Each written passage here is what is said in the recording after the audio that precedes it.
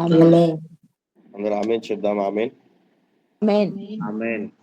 ఆమేన్. దేవుని యొక్క వాక్యాన్ని విందాం. మూల పాఠంలో ఉన్నటువంటి ఈ యొక్క వాక్య భాగాలను రాసుకునండి. సమయం ఉన్న విధానం బట్టి మనం నేర్చుకుంటూ మనం ముందుకెళ్దాం.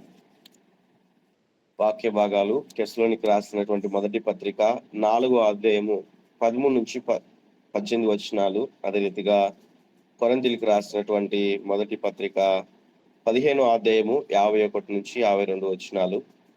యోహాను సువార్త 14వ అధ్యాయము 1 నుంచి 3 వచనాలు. ఈ మూల పాఠంలో ఉన్నటువంటి వచనాల్ని ఎవరైనా కూడా స్పష్టముగా నిదానముగా చదివి వినిపింప చేయాలని తెలియచేస్తా ఉన్నా.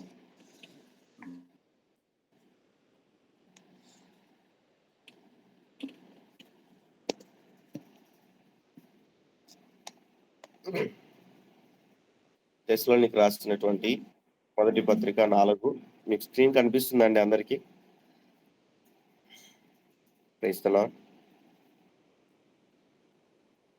స్క్రీన్ కనిపిస్తుందండి అందరికి? చిన్నగా ఉన్నాయండి అక్షరాలు, కాస్త పెద్దవి పెట్టండి అయ్యా. మీరు మొబైల్ ని రొటేషన్ చేసుకోవచ్చు, పెద్ద కనిపిస్తాయి. సరే మీరు అయ్యా. అలానే మీకు కనిపించే ఆ స్క్రీన్ ని మీరు జూమ్ చేసుకొని కూడా చూసుకోవచ్చు డిస్ప్లేలో. ఒకవేళ చిన్న కనిపిస్తుంటే జూమ్ చేసుకోవచ్చు. ఎవరికైనా కూడా సరిగ్గా కనిపించలేదంటే మీరు ఏ రీతిగా అయితే ఫొటోస్ ని మీరు జూమ్ చేసుకుంటారు కదా చూడడానికి, అలా మీరు జూమ్ చేసుకొని కూడా ఆ వచనాలను మీరు పరిశీలించవచ్చు. మంచిది, చదవండి.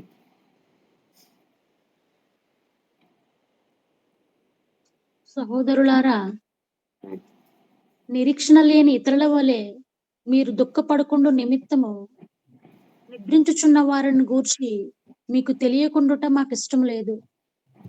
యేసు మృతి పొంది తిరిగి లేచినని మనము నమ్మిన ఎడల అదే ప్రకారము యేసునందు నిద్రించు వారిని దేవుడు ఆయనతో కూడా ఎంట పెట్టుకుని వచ్చును. మేము ప్రభు మాటను బట్టి మీతో చెప్పినది ఏమనగా, ప్రభు రాకడ వరకు సజీవులమై నిలిచియుండు మనము నిద్రించిన వారి కంటే ముందుగా ఆయన సన్నిధి చేరము. ఆర్భాటముతోనూ ప్రధాన దూత శబ్దముతోనూ దేవుని బూరతోనూ పరలోకము నుండి ప్రభువు దిగివచ్చును. క్రీస్తునందుండి మృతులైన వారు మొదట లేపురు. ఆ మీదట సజీవులమై నిలిచియుండు మనము వారితో కూడా ఏకముగా ప్రభువును ఎదుర్కొనుటకు ఆకాశ మండలములకు మేఘముల మీద కొనుపోబడదుము. కాగా మనము సదాకాలం ప్రభుతో కూడా ఉందుము. కాబట్టి మీరు ఈ మాటల చేత ఒకరినొకడు ఆదరించుకొనుడి. దేవునికి స్తోత్రం. దేవునికి మహిమ కలుగును గాక. థ్యాంక్ యూ అక్క చదివినందుకు. ఈ లేఖన భాగాల్ని మనం పరిశీలించుకొని మనం జ్ఞాపకం చేసుకున్నప్పుడు ఈ దినాన మనం నేర్చుకునేటువంటి విషయం చాలా ప్రాముఖ్యమైనటువంటిది. ప్రతి విశ్వాసికి, ప్రతి క్రైస్తవులకి ఈ వాక్య లేఖన భాగాన్ని చాలా బాగా అర్థం చేసుకోవాలి. అపోస్తున్నటువంటి పౌలు గారు ఇక్కడ సంఘముతో మాట్లాడుతూ కొన్ని విషయాలను వివరిస్తా ఉన్నారు. మరొక అధ్యాయములో మరొక వచనంలో ఒక మాట ఉంటది, ఏంటంటే ఈ మర్మము ఈ మర్మము ఈ మర్మము అని పలుసార్లు ఈ మర్మము అని రాసి ఉంచినటువంటి ఒక చాప్టర్ ఉంది. ఆ అధ్యాయంలో ఈ మర్మము అనేకులకు తెలియచేయబడలేదు, దేవుడు నాకు తెలియచేశాడు అని అపోస్తున్నటువంటి పౌలు గారు కన్వే చేస్తారు, మాట్లాడుతూ వస్తారు. అయితే అవన్నీ కూడా వివరించడానికి సమయం లేదు, కానీ మీకు సందర్భాన్ని బట్టి అర్థం చేసుకోవడానికి అపోస్తున్నటువంటి పౌలు గారు నా జీవితంలో చాలా ఇన్స్పిరేషన్. ఆయన పత్రికలు చదువుతున్నప్పుడు నన్ను నేను బలపరుచుకుంటూ నేను వచ్చాను. ఈ దినాన మీకు వాక్యాన్ని చెప్తున్నానంటే దేవుని యొక్క కృప. అందరికీ అర్థమయ్యేటట్లుగా మరి పరిశుద్ధ ఆత్మ ప్రేరణ ద్వారా మరి పత్రికల్లో చాలా ఆత్మీయ పాఠాలు మనకు నేర్పించాడు. అందుని బట్టి దేవునికి స్తోత్రం. ఈరోజు మనం జ్ఞాపకం చేసుకున్నట్లయితే బైబిల్ గ్రంథంలో ఆది కాండం మొదలుకొని ఉన్న భక్తులందరికీ కూడా, ఆది కాండం మొదలుకొని ఉన్నటువంటి భక్తులందరికీ కూడా తెలియనటువంటి మర్మములను పౌలు గారికి దేవాది దేవుడు తెలియచేస్తున్నాడు. ఆ మర్మములలో ఉన్నటువంటి ఒక భాగాన్ని ఇప్పుడు మనం నేర్చుకుంటున్నాం. ఏమంటున్నాడంటే, సహోదరులారా అంటున్నారు, నిరీక్షణ లేని ఇతరుల వారి మీరు దుఃఖపడకుండా నిమిత్తము నిద్రించుచున్న వారిని గూర్చి మీరు చింతించకుండా నాకు ఇష్టం లేదు అంటున్నాడు. ఎందుకు ఇష్టం లేదంటే, యేసుక్రీస్తు ప్రభులు వారు వివరిస్తా ఉన్నారు. ఎలా అని వివరిస్తా ఉన్నారు. యేసుక్రీస్తు ప్రభులు వారు మరణించారు కదా, అవును మరణించాడు. అయితే ఆయన లేచాడు కదా, అవును లేచారు. అందరు కూడా సమాధానం చెప్తా ఉన్నారు. అలానే మనము కూడా అదే ప్రకారము కూడా మనం కూడా లెగిస్తాం అన్నట్లుగా చెప్తా ఉన్నారు. నిద్రించిన వారు కూడా అలానే సజీవులై లేస్తారు అన్నట్లుగా అక్కడ వివరిస్తా ఉన్నారు. మనము అర్థం చేసుకునేటట్లుగా మాట్లాడుకోవడానికి. అయితే ఇక్కడ నిద్రించినటువంటి వారు ఓకే, 17వ వచనంలో మనం చూస్తే సజీవులమైనటువంటి మనము కూడా అన్న విషయాన్ని మనం చూస్తా ఉన్నాం. వారితో కూడా ఏకముగా ప్రభువును ఎదుర్కొనుటకు ఆకాశ మండలమునకు మేఘముల మీద కొనిపోబడదుము అంటారు. ఈ విషయాన్ని జ్ఞాపకం చేసుకోండి. లేఖన భాగాన్ని మనం అర్థం చేసుకున్నట్లయితే యేసుక్రీస్తు ప్రభుల వారి యొక్క 12 మంది శిష్యులు కూడా ఆ యొక్క ఉన్నటువంటి విధానం బట్టి మనం చూస్తే ఈ విధంగా వివరించినట్లుగా ఏ లేఖన భాగంలో కూడా మనం జ్ఞాపకం చేసుకోవాలి. వారు ప్రభు కొరకు జీవించడానికి, ప్రభు పరిచర్య చేయడానికి వారందరూ కూడా ముందుకెళ్లారు. ఇక్కడ మనం చూస్తే అపోస్తలుడైనటువంటి పౌలు గారి ద్వారా సంఘము గురించినటువంటి ఒక ప్రత్యేకమైనటువంటి బాధ్యతను దేవుడు తీసుకొని సంఘం పట్ల దేవుడు కలిగి ఉన్న ప్రణాళికను నెరవేర్చుకున్నట్లుగా మనం చూస్తా ఉన్నాం.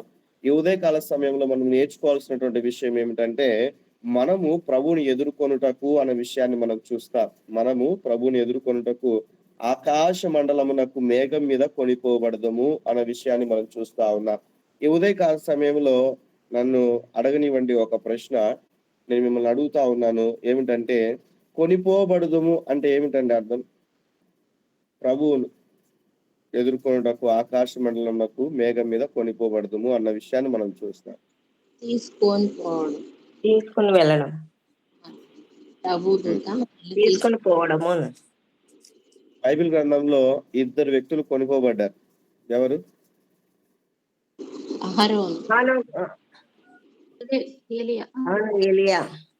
Very good. ఎగ్జాంపుల్ గా అర్థం చేసుకోవడానికి మీకు తెలియజేస్తా ఉన్నా. కనపడలేదు వాళ్ళు. అయితే అలా ప్రభువును సమీపించినట్లుగా మనం చూస్తాం. 365 సంవత్సరాలు హనోకు జీవించినట్లుగా మనకు తెలుసు. 300 సంవత్సరాలు ప్రభువుతో నడిచాడని తెలుసు. అయితే దేవుడు ఆ వ్యక్తిని తీసుకొని వెళ్ళాడు. కనిపించలేదన్న విషయాన్ని కూడా మనకు తెలుసు. గతంలో మీకు బైబిల్ గ్రంథంలో ఎంతమంది హనోకులు ఉన్నారు చెప్తారా? బైబిల్ గ్రంథంలో ఎంతమంది హనోకులు ఉన్నారు? ఎంతమంది అనగానే మీరు అర్థం చేసుకోవాలి. ఒకరు మాత్రం లేరు అన్నట్లుగా. త్వరగా చెప్పండి. తెలిసిన వారు ముగ్గురున్నారు.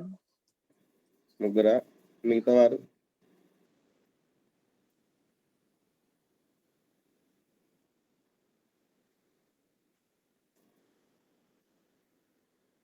జ్ఞాపకం చేసుకోవాలి.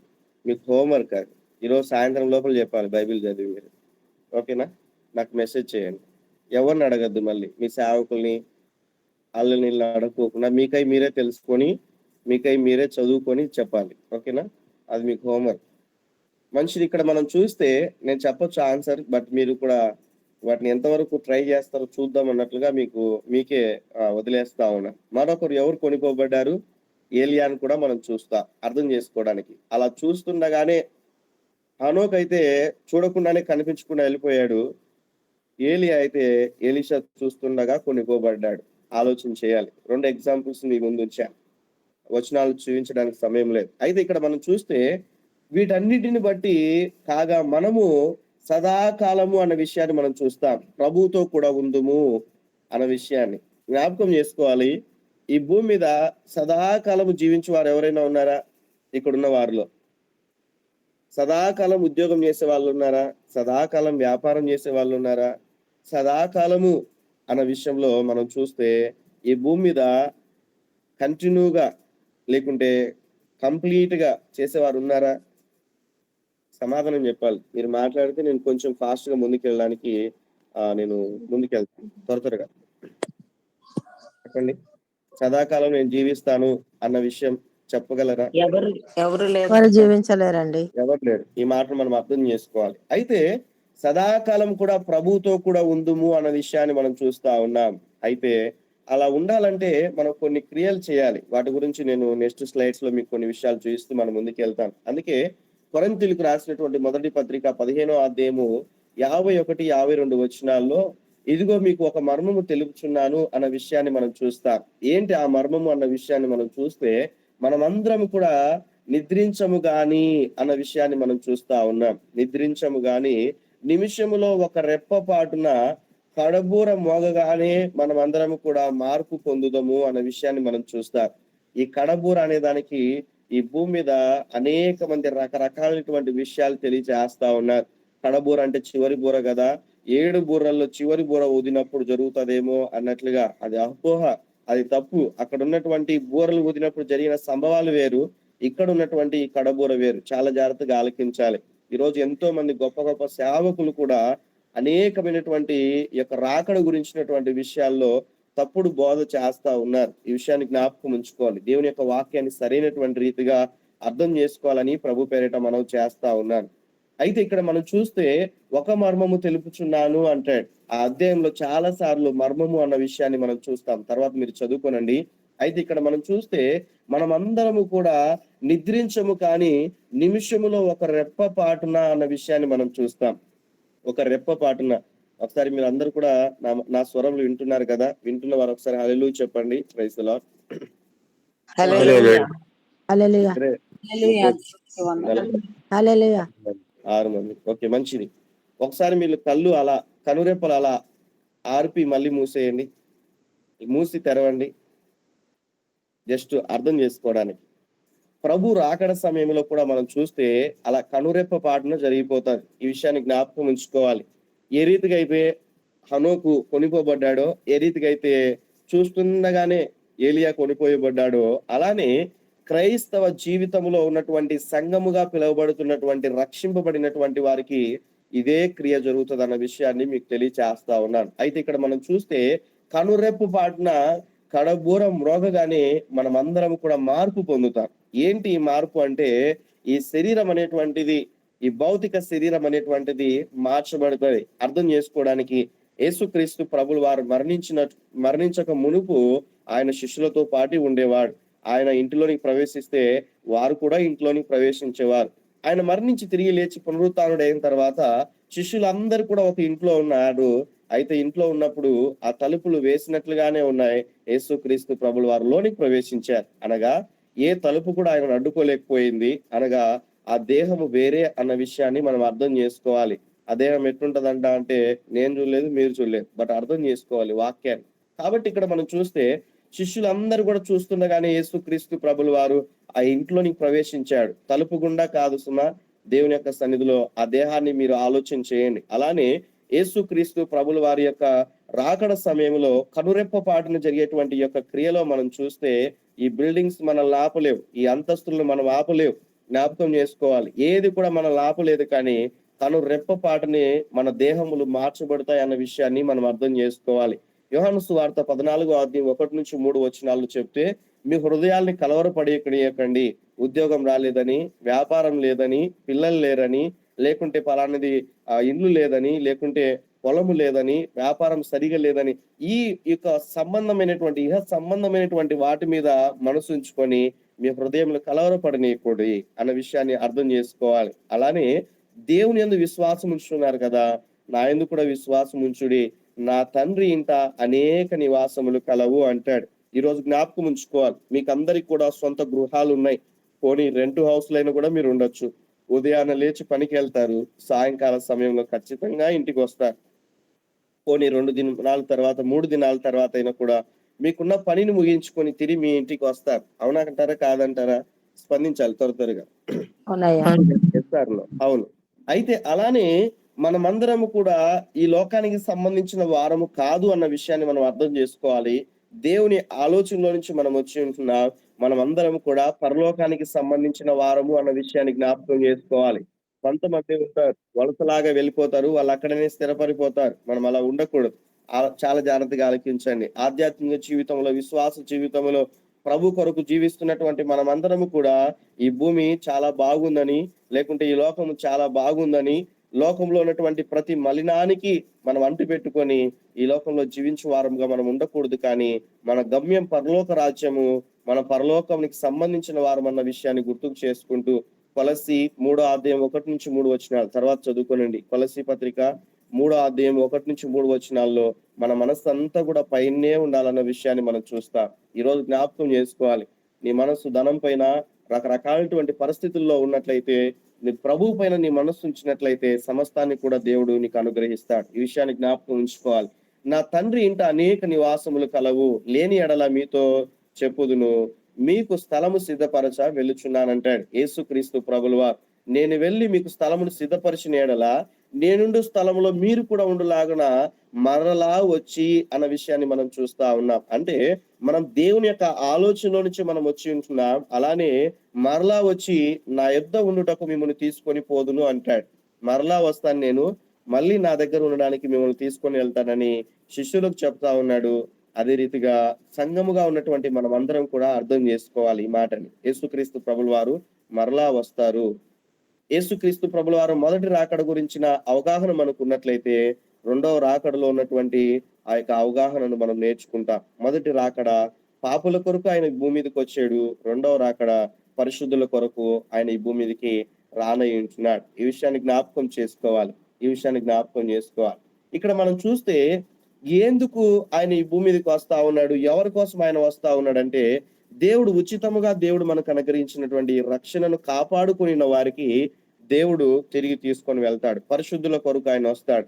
ఈ యొక్క వచనంలో మనం చూస్తే మత్తయి సువార్త 22:1-14 తర్వాత మీరు చదువుకోనండి. ఇక్కడ ఉన్నటువంటి సందర్భాన్ని మీకు తెలియచేస్తే, ఒక రాజు ఏం చేస్తా ఉన్నాడంటే, వివాహానికి అక్కడ ఉన్నటువంటి వారందరినీ కూడా పిలుస్తాడు. పిలిచినటువంటి సమయంలో, అప్పుడు పాతకాల సమయంలో రాజుల కాలంలో ఉన్నటువంటి సంఘటన ఏంటంటే, ఏదైనా కూడా ఒక వివాహం జరుగుతున్నట్లయితే రాజు కుటుంబంలో, ఆ కుటుంబంలో ఉన్నటువంటి ఆ కుటుంబస్తులు ఏం చేస్తారంటే, ఆ ఊరిలో ఉన్నటువంటి ప్రతి ఒక్కరికి కూడా బట్టలు పంచుతాడు, అనగా వస్త్రములు ఇస్తారు. అవే ధరించుకొని వివాహానికి రావాలి. ఈ విషయాన్ని జ్ఞాపకం చేసుకోవాలి. అయితే ఇక్కడ మనం చూస్తే కొంతమంది ఎలా ఉంటారంటే, దేవుని యొక్క రాజ్యాన్ని బలాత్కారముగా ప్రవేశించడానికి చూస్తారంట. బలవంతముగా ప్రవేశించడానికి చూస్తారంట. బట్ వారు వెళ్ళరు అని యేసుక్రీస్తు ప్రభులు వారు స్పష్టంగా తెలియజేస్తారు. ఇక్కడ మనం చూస్తే రాజు కూర్చున్నటువంటి వారిని చూచి లోపలికి వచ్చి ఇక్కడ పెళ్లి వస్త్రము ధరించుకొనని ఒకని చూసి అన్న విషయాన్ని మనం చూస్తా ఉన్నాం. స్నేహితుడా, వస్త్రము లేక ఇక్కడికి ఎలాగ వచ్చితివి అని అడుగుతున్నాడు. ఉపమానం ఇది, నిజంగా జరిగినటువంటి విషయం కాదు. యేసుక్రీస్తు ప్రభులు వారు ఉపమాన రీతిగా తెలియచేశారు. అయితే అక్కడ రాజు అంటున్నాడు, పెళ్లి వస్త్రాలు ఇచ్చాను కదా నీకు, అవి ఎక్కడ ఉన్నాయి, నువ్వు ఎందుకు వస్త్రం లేకనే వచ్చావు అన్నట్లుగా అడుగుతా ఉన్నట్లుగా ఇక్కడ మనం చూస్తాం. అయితే అక్కడ మౌనముగా ఉన్నట్లుగా మనం చూస్తాం. వాడు మౌని అయి ఉండెను. ఈరోజు దేవుడు నీకు ఉచితంగా రక్షించాడు కదా, ప్రతి ఒక్కరికి కూడా ఒక రోజు ఉండింటది. నేను పుట్టుకతోనే క్రైస్తవుడు అని చెప్పడానికి ఎవ్వరికి కూడా వీల్లేదు. జ్ఞాపకం చేసుకోవాలి. ఎందుకంటే ప్రతి ఒక్కరు కూడా పాపములో పుట్టిన వారని దేవుని యొక్క వాక్యం సెలవిస్తా ఉన్నది. ఏ భేదము లేదు కూడా, అందరూ కూడా పాపం చేసి దేవుడు అనుగ్రహించి మహిమను పొందలేకపోతా ఉన్నారని వాక్యం సెలవిస్తా ఉన్నారు. ఇక్కడ వాక్యం వింటున్నటువంటి మీ జీవితంలో ఒక రోజు, ఏదో ఒక రోజు మీకు ఒక టర్నింగ్ పాయింట్ ఉంటది. దేవుడు నిజంగా మీతో మాట్లాడిన దినం, ప్రభు కొరకు ఆ యొక్క దేవుని యొక్క వాక్యాన్ని అంగీకరించినటువంటి దినం, దేవుడు మాట్లాడినటువంటి ఆ యొక్క దినం అనేటువంటిది మీకు ఉండి ఉంటుంది. అలానే దేవుడు ఉచితంగా రక్షణ ఇచ్చినటువంటి రోజు కూడా మీకు ఉండి ఉంటుంది. జ్ఞాపకం చేసుకోవాలి. అయితే బైబిల్ గ్రంథంలో ఈ వస్త్రము గురించినటువంటి ప్రస్తావన చాలా జాగ్రత్తగా మనం ఆలకిస్తే, ప్రకటన గ్రంథం మీరు చూస్తా ఉన్నారు స్క్రీన్ లో 16:16 కూడా ఒక మాట ఉంటున్నది. ఏంటంటే, ఇదిగో నేను దొంగ వలె వచ్చుచున్నాను అన్న విషయాన్ని మనం చూస్తా. ఏంటంటే ఆ లాస్ట్ లైన్ లో కూడా మనం చూస్తే, మెలకుగా ఉండి తన వస్త్రములను కాపాడుకొని వాడు ధన్యుడు అంటాడు. ఈ మధ్య కాల సమయంలో నేను ఒక గ్రూప్ లో నన్ను ఇన్వైట్ చేసిన విధానం బట్టి వస్త్రము గురించినటువంటి ప్రస్తావన దాదాపుగా ఒక 15 సెషన్స్ నేను వారికి తీసుకొని ఉన్నాను. వస్త్రము అనగా స్వభావము అని అర్థం. బైబిల్ గ్రంథంలో చాలా వస్త్రాలు ఉన్నాయి. ఉల్లాస వస్త్రం ఉంది, నీతి వస్త్రం ఉంది, రక్షణ వస్త్రం ఉంది, ప్రశస్త వస్త్రం ఉంది, తెల్లని వస్త్రం ఉంది, దీన మనస్సు అనేటువంటి వస్త్రం ఉంది, పెళ్లి వస్త్రం ఉంది, స్తుతి వస్త్రం ఉంది, సొగసైన వస్త్రము ఉంది, రాజ వస్త్రము కూడా ఉంది, ప్రతిష్ఠిత వస్త్రము ఉంది, మహిమ వస్త్రం ఉంది. ఇలా పలు రకాలైనటువంటి వస్త్రములు గురించినటువంటి విషయాలు మనం చూస్తాం. వస్త్రము అనగా స్వభావం. రక్షింపబడినటువంటి ప్రతి ఒక్కరి జీవితాల్లో ఈ స్వభావాలు కనిపించాలి. ఉల్లాస స్వభావం కనిపించాలి, నీతి కలిగిన స్వభావం కనిపించాలి, రక్షణ పొందినటువంటి స్వభావం కనిపించాలి, ప్రశస్తమైనటువంటి వ్యక్తిగాను జీవించాలి, తెల్లని వస్త్రము అనగా అటువంటి హృదయం కలిగినటువంటి వ్యక్తిగాను జీవించాలి, దీన వస్త్రం అనగా దీన మనస్సు అనేటువంటి వస్త్రముగా ఆ స్వభావాన్ని నువ్వు ధరించుకొని జీవించాలి ప్రభు కొరకు. స్తుతి వస్త్రం అనగా ఎల్లప్పుడూ కూడా నీ జీవితంలో స్తుతి ఉండాలి ప్రభు కొరకు. అలానే పెళ్లి వస్త్రము అనగా దేవుడు ఇచ్చినటువంటి యొక్క రక్షణను కాపాడుకుంటూ ఆ వస్త్రాన్ని కాపాడుకోవాలి ప్రభు దగ్గరికి వెళ్ళేంత వరకు కూడా. సొగసైన వస్త్రం కూడా ఉంది, జ్ఞాపకం చేసుకోవాలి. పాత నిబంధన గ్రంథంలో మనం చూస్తే యోసేపుకు ఉన్నటువంటి ఒక ఏశావుకు ఉన్నటువంటి ఒక ప్రత్యేకమైనటువంటి వస్త్రముగా మనం చూస్తాం. అలానే రాజవస్త్రము, ప్రతిష్ఠిత వస్త్రం, మహిమ వస్త్రం. ఎల్లప్పుడూ కూడా మన మహిమను పోగొట్టుకోకూడదు. మన మహిమను పోగొట్టుకుంటే మనుషులతో మనం ఎక్కువగా ఉండకూడదు. మన మహిమను కోల్పోయేటువంటి ప్రదేశాల్లో కూడా మనం ఎక్కువగా ఉండకూడదు. ఎగ్జాంపుల్ గా సినిమాలు కావచ్చు, సీరియల్స్ కావచ్చు, అల్లరితో కూడిన ఆటపాటలు కలిగినటువంటి పరిస్థితుల్లో కావచ్చు, మహిమను కోల్పోయే ప్రదేశాల్లో కూడా మనం ప్రవేశించకూడదు. ఇలా ఎన్నో వస్త్రములు ఉన్నాయి, ఎన్నో స్వభావాలు ఉన్నాయి బైబిల్ గ్రంథంలో మనం ఆలోచన చేసినట్లయితే. అయితే ఇక్కడ పెళ్లి వస్త్రములు ధరించుకోకుండా ఆ యొక్క ఫంక్షన్ కి వచ్చాడు ఆ వ్యక్తి అర్థం చేసుకోవడానికి. అయితే వాడిని తీసుకొని ఎక్కడ ఏమన్నాడంటే, అంతటా రాజు వీని కాళ్ళు చేతులు కట్టి వెలుపలి చీకట్లో పడద్రోయమని చెప్పాడు. అక్కడ ఏముంటున్నదంటే, అక్కడ ఏడుపును పండ్లు కొరుకుటను ఉందని పరిచారకులతో చెప్పినట్లుగా మనం చూస్తాం. ఈ మాటను బట్టి మనం అర్థం చేసుకోవాలి, బాప్టిజం తీసుకున్నంత మాత్రాన సరిపోదు. యేసుక్రీస్తు ప్రభుల వారు సొంత రక్షకుడని నోటితో ఒక్కసారి ఒప్పుకున్నంత మాత్రాన సరిపోదు, కానీ వాక్యానుసారమైనటువంటి జీవితం జీవించాలి. ఈరోజు క్రైస్తవులు అని చెప్పుకుంటూనే ఉన్నారు, కానీ క్రియలు లేని విశ్వాసం కలిగి ఉన్నారు. పైకి క్రైస్తవులే, మందిరానికి వెళ్ళేవారే, జ్ఞాపకం చేసుకోవాలి. పుట్టుకతో క్రైస్తవులే, కానీ క్రియలు లేవు. అందరికి చెప్తారు కానీ పాటించరు, జ్ఞాపకం చేసుకోవాలి. ఇలా ఉండకూడదు. దేవుని యొక్క సన్నిధిలో దేవుడు మనం చూస్తా ఉన్నాడన్న భయము కలిగి, భక్తి కలిగి చేసేటువంటి వారముగా మనం ఉండాలన్న విషయాన్ని మీకు తెలియచేస్తా ఉన్నాను. కాబట్టి ఈ 2 వచనాలని కోట్ చేసుకుంటూ మీకు మరొక వచనాన్ని మీకు చూపిస్తాను. ఎందుకు కాపాడుకోవాలి ఆ వస్త్రములు అన్నట్టు విషయాన్ని మనం చూస్తే, దానియేలు గ్రంథం 12వ అధ్యాయం 1వ వచనంలో రాయబడినటువంటి విషయమును మనం చూస్తే, ఆ జనములలో గ్రంథమునందు అన్న విషయాన్ని మనం చూస్తాం. అలానే నీ జనులు రాజ్యముగా కూడిన కాలము మొదలుకొని ఈ కాలం వరకు అన్న విషయాన్ని కూడా మనం చూస్తాం. ఈ విషయాన్ని జ్ఞాపకం చేసుకోవాలి. అదే రీతిగా ఇర్మియా గ్రంథము 30వ అధ్యాయం 7వ వచనంలో కూడా మనం చూస్తే, అయ్యో ఎంత భయంకరమైనటువంటి దినము అన్న విషయం రాయబడి ఉంది అక్కడ. అందరు చెప్తారా? అయ్యో ఎంత భయంకరమైన దినము అని పలకండి ఒకసారి.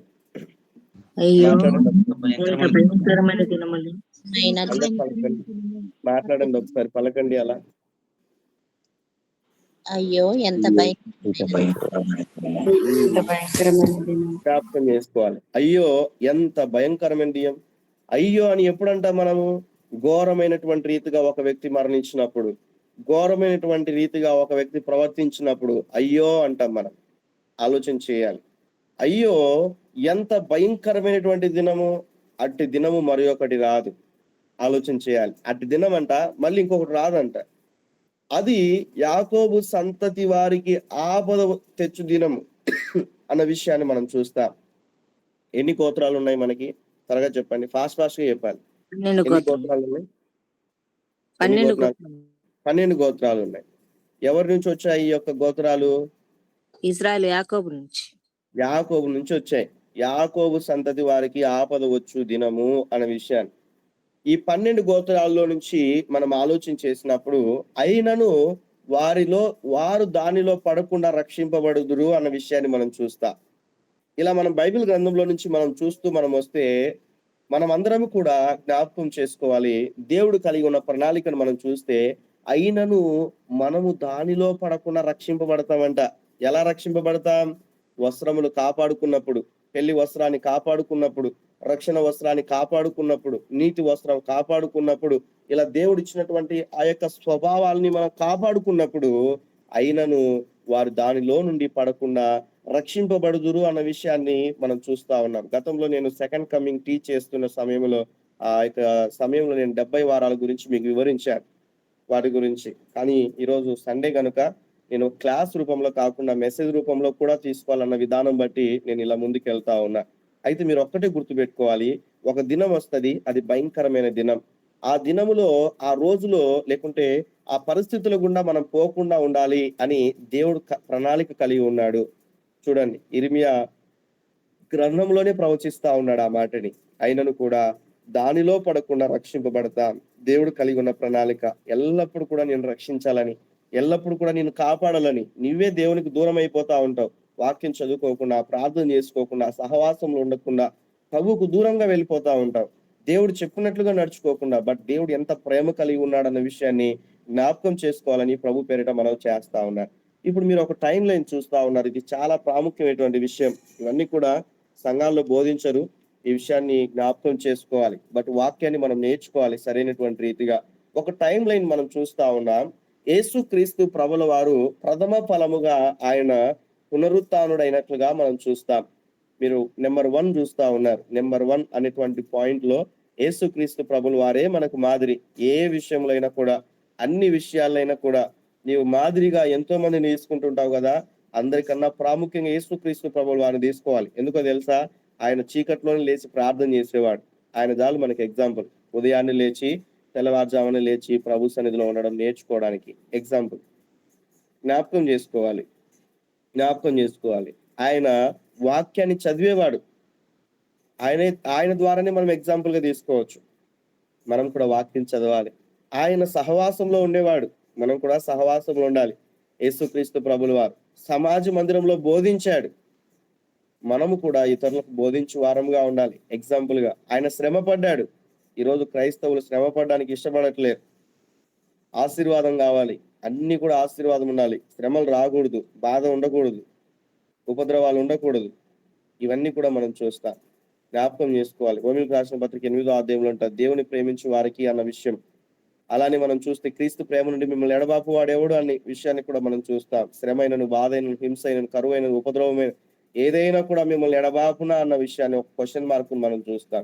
ఇక్కడ మనం చూస్తే ప్రభు సన్నిధిలో లేఖన భాగంలో నుంచి రెండవదిగా మనం చూస్తే సంఘ విశ్వాసులు అన్న విషయాన్ని మనం చూస్తా ఉన్నాం. మొదట యేసుక్రీస్తు ప్రభుల వారు, రెండవదిగా సంఘ విశ్వాసులు. తర్వాత టైం లైన్ లో మనం చూస్తే సంఘ కాలం అనే విషయాన్ని మనం చూస్తా ఉన్నాం. మరొక వచనంలో మనం చూస్తే మనము లేకోకుండా మన పితరులు ఏం చేయలేరంట, పరిపూర్ణులు కాలేరని ఒక వచనంలో మనం చూస్తాం. పాట కూడా మనం పాడుకుంటాం, మనము లేకుండా అన్న విషయాన్ని. విశ్వాసం లేకుండా దేవునికి ఇష్టమై ఉండటం అసాధ్యం అనే పాటలో మనం చూస్తాం. ఆ పాటలో కూడా మనము లేకుండా వాళ్ళు సంపూర్ణులు అవ్వలేరు అన్న విషయాన్ని కూడా మనం చూస్తాం. ఈరోజు దేవుని ప్రణాళికను మనం అర్థం చేసుకుంటే చాలా అద్భుతంగా ఉంటదండి, చాలా అద్భుతంగా ఉంటది. ఎందుకు చెప్పనా? ఈ మాట చెప్పినప్పుడు మీరు సంతోషించాలి. ఆది కాండములో ఉన్న ఆదాము మొదలుకొని, ఆది కాండంలో మొట్టమొదటి వాడైన ఆదాము మొదలుకొని నిన్నటి వరకు మరణించిన వారు, లేకుంటే ఈ సెకండ్ వరకు మరణించిన వారు ఏ ఒక్కరు కూడా పరలోకానికి వెళ్ళలేదు. చాలా జాగ్రత్తగా ఆలోచించు. ఎందుకో తెలుసా? దేవుని గురించిన ప్రేమను ఇంకా నువ్వు తెలుసుకోవాలని ప్రభు ఏం చేస్తా ఉన్నాడంట, వేచి చూస్తా ఉన్నాడంట. అందుకే ఎక్కడ కూడా మనము సమయాన్ని నిర్లక్ష్యపరచకూడదు, సద్వినియోగం చేసుకోవాలి. ఎందుకంటే ఈ ప్రవచన వాక్కులన్నీ కూడా చదువు వాడును, గ్రహించు వాడును ధన్యుడు అంటాడు. మనం ఈ వాక్యాన్ని చదవాలి, నేర్చుకోవాలి, ధ్యానించాలి. కొంతమంది చెప్పారు నాకు, రోజు లేకుండా గూగుల్ మీట్ వారానికి ఒకసారి ఉంటే బాగుంటది అన్నారు. ప్రారంభంలో వాళ్ళ అడ్రస్ లేరు, వారానికి ఒక్కసారి కూడా రావట్లేరు. జ్ఞాపకం చేసుకోవాలి. మరికొంతమంది అన్నారు, ప్రతిరోజు మాకు ఆదివారం లాగా ఉందన్న, ప్రతిరోజు కూడా దినదినము కూడా వివిధ రకాలుగా సేవకుల ద్వారా మేము నేర్చుకుంటున్నాం. దేవునికి స్తోత్రం. ప్రభు రాకడ కొరకు సిద్ధపడాలి, అదే ప్రయాస. ట్రైన్ లో ఉన్నా, బస్సులో ఉన్నా, జర్నీలో ఉన్నా, సిగ్నల్ లేని ప్రాంతాలకు ఉన్నా, ఎక్కడున్నా, ఏ సమయంలో ఉన్నా, నా వివాహ సమయంలో కూడా, లేకుంటే ఉన్న పరిస్థితులు, అనారోగ్య పరిస్థితుల్లో ఉన్నా కూడా ఏ రోజు కూడా గూగుల్ మీట్ స్టాప్ చేయలేదు. ఎందుకో తెలుసా? ఇదిగో ఈ వచనమును బట్టి ప్రభు రాకడ కొరకు అనేకుల్ని సిద్ధపరచాలి. కాబట్టి ఇక్కడ మనం చూస్తే సంఘ కాలంలో జరుగుతున్నటువంటి 2 క్రియలను మనం చూస్తా ఉన్నాం. ఏంటంటే ప్రభు మొట్టమొదట ప్రథమ ఫలముగా మనం చూస్తాం, రెండవదిగా విశ్వాసులు. అన్న విషయాన్ని మీకు తెలియజేస్తాను. నెక్స్ట్ ఉన్నటువంటి విషయాలు మీరు అర్థం చేసుకునే ముందు మరికొన్ని విషయాలు మనం చూద్దాం. సంఘ విశ్వాసుల పునరుత్థానము అనే విషయాన్ని మనం చూస్తే ఆర్భాటముతో దేవుడు వస్తాడు, ప్రధాన దూత శబ్దముతో దేవుడు వస్తాడు, దేవుని బూరతో పరలోకం నుండి ప్రభు దిగి వచ్చును అన్న విషయాన్ని మనం చూస్తా ఉన్నాం. క్రీస్తు నందుండి మృతులైన వారు మొదట లేస్తారు, ఆ మీదట సజీవులమైనటువంటి మనము వారితో కూడా ఏకముగా ప్రభుని ఎదుర్కొందుము అన్న విషయాన్ని మనం చూస్తాం. ఆకాశ మండలంలో కొనిపోబడదుము అన్న విషయాన్ని మనం చూస్తాం. నేను మీకు గతంలో కొన్ని విషయాలు మీకు తెలియజేస్తాను. రాకడలో ఉన్నటువంటి 2 విషయాలు. ఒకటి ఏంటంటే రహస్య రాకడ, రెండవది ఏంటంటే బహిరంగ రాకడ. చాలా జాగ్రత్తగా ఆలకిద్దాం. మొట్టమొదటి విషయం ఏంటంటే రహస్య రాకడ. అందరు చెప్పండి, రహస్య రాకడ అని పలకండి ఒకసారి. బహుశా మీకు తెలిసి ఉండవచ్చు, అయినప్పటికీ కూడా మీరు పలకాలి. రహస్య రాకడ. బహిరంగ రాకడ పలకండి, బహిరంగ రాకడ. రహస్య రాకడ ఎప్పుడు వస్తుందో చెప్తారా ఎవరైనా? రహస్య రాకడ ఎప్పుడు వస్తుందో చెప్తారా? నేనే మాట్లాడుకుంటూ వెళ్తే దానికి అర్థం ఉండదు, అందుకే అడుగుతున్నా. నేను దాదాపుగా ఉదయం సండే కానీ లేకుంటే ఉదయకాల సమయంలో షెడ్యూల్ బిజీగా ఉన్న విధానం బట్టి దాదాపుగా 2 months అవుతుంది నేను మార్నింగ్ టైంలో టీంతో నేను వాక్యం మాట్లాడాక. దాదాపుగా 2 months. అండ్ ఈరోజు సమయం ఇచ్చాడు దేవుడు, అందుకే మాట్లాడుతున్నా. చెప్పండి, లేట్ అయినా పర్లేదు, కొద్దిసేపు వెయిట్ చేయండి. చెప్పండి త్వరగా. తెలియదు బ్రదర్.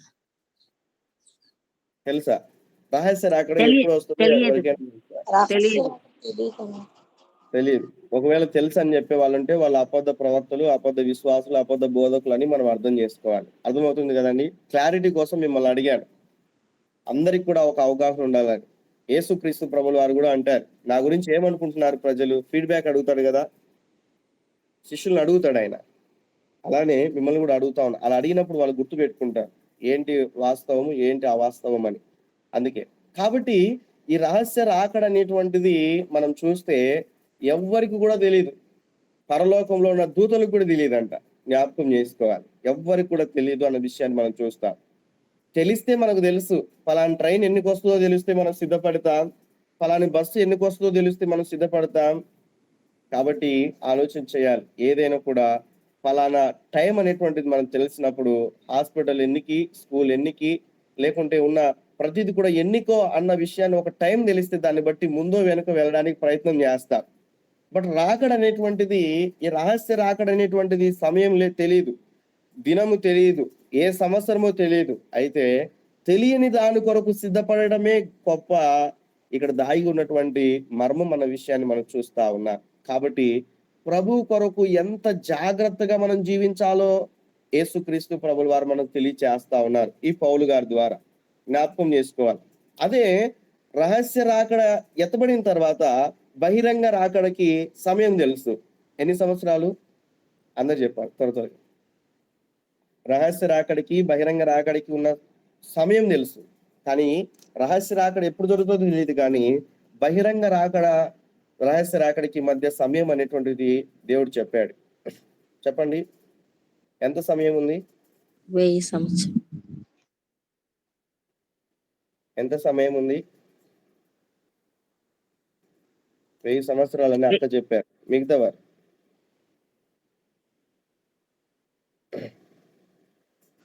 7 సంవత్సరాలు. 7 సంవత్సరాలని బావగారు చెప్పారు. 7 ఏళ్ళు అక్కడ ఎండ్ అవుతుంది.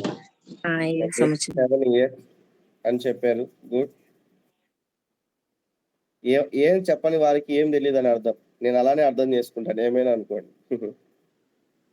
ఏం చెప్పలేదంటే ఏం తెలియదు అని అర్థం. తప్పైనా పర్లేదు, మాట్లాడగలగాలి.